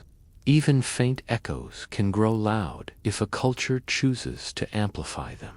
You finish your tea and step outside, where children chase each other through the alleys. One boy wears a paper crown, shouting that he's the king of kings. The others laugh and tackle him, unseating his cardboard authority. You grin. Persian titles may have faded, but the idea of grand claims still inspires play. Maybe that's the truest echo. Even kids reenact empire in their games. Further on, you reach a library where scribes copy manuscripts by lamplight. The texts are Greek, Indian, and Arabic, yet woven throughout are traces of Persian thought astronomy tables. Herbal remedies, fragments of older myths. Knowledge doesn't stay put, it travels, borrows, and rebrands. Persia's libraries may have burned, but scraps of its wisdom crept into the hands of others, resurfacing centuries later in unexpected places. Quirky image. One scribe curses loudly. When a mouse chews the corner of his manuscript, he mutters that the mouse must be an agent of darkness. You chuckle, realizing Zoroastrian dualism has even infected pest control. You climb a hill at dusk, looking out over the landscape. In the valley below, farmers still irrigate their fields using systems first engineered under Persian rule. Canals shimmer like silver ribbons, guiding water with precision. The farmers may not recite the names of Darius or Cyrus, but they live daily in the infrastructure those kings commanded. Empire, you realize, is not just stones and laws. It's habits etched into earth, still feeding mouths centuries later. Historians still debate whether Persia's greatest legacy was its tolerance or its bureaucracy. Some emphasize the policy of allowing subject peoples to worship freely, contrasting it with harsher empires. Others insist the real genius was administrative satrapies, tribute systems, and efficient communication. You tilt your head, considering perhaps both are true. Tolerance without structure collapses. Structure without tolerance rebels. Persia's genius was mixing them long enough, at least, to stitch together half the known world. As night deepens, you return to the city square. Fires burn low, merchants close stalls, and the streets hum with quiet. You lean against a wall, closing your eyes briefly, and in that silence, you feel it the echoes that stretch into today. Carpets beneath your toes, rituals that still burn, myths still told, ideas of light and darkness still debated in pulpits and classrooms alike. Even the word paradise itself, born from Persian gardens, lives on in countless tongues. Quirky tidbit, the very phrase King of Kings, used arrogantly by Persian rulers, still sneaks into modern language. Pop songs, novels, even sports teams occasionally recycle it, usually without realizing they're quoting Persian propaganda. You chuckle. Marketing slogans never die. They just get remixed. You realize then that legacy isn't just about monuments surviving. Most monuments crumble eventually. Legacy is about the unnoticed, the things so ordinary people forget their origins. Roads, festivals, words, bedtime, myths. Persia lives less in the ruins of Persepolis and more in the casual way someone uses the word paradise without knowing they're invoking an empire long gone. Historians still argue, of course, was Persia unique or just another link in humanity's endless chain of empires? But standing here, feeling the weight of echoes all around, you think uniqueness doesn't matter. What matters is persistence. The empire fell, but the hum of its influence lingers, sometimes loud, sometimes faint, but always there. You stretch your arms, the stars shimmering above, the city murmuring below. And as your eyelids grow heavy, you carry one final thought. Persia is not only a chapter in history books, it's a whisper, still alive in gardens, in festivals, in carpets, in Faith in words you use without thinking. Empires fall, but echoes never sleep.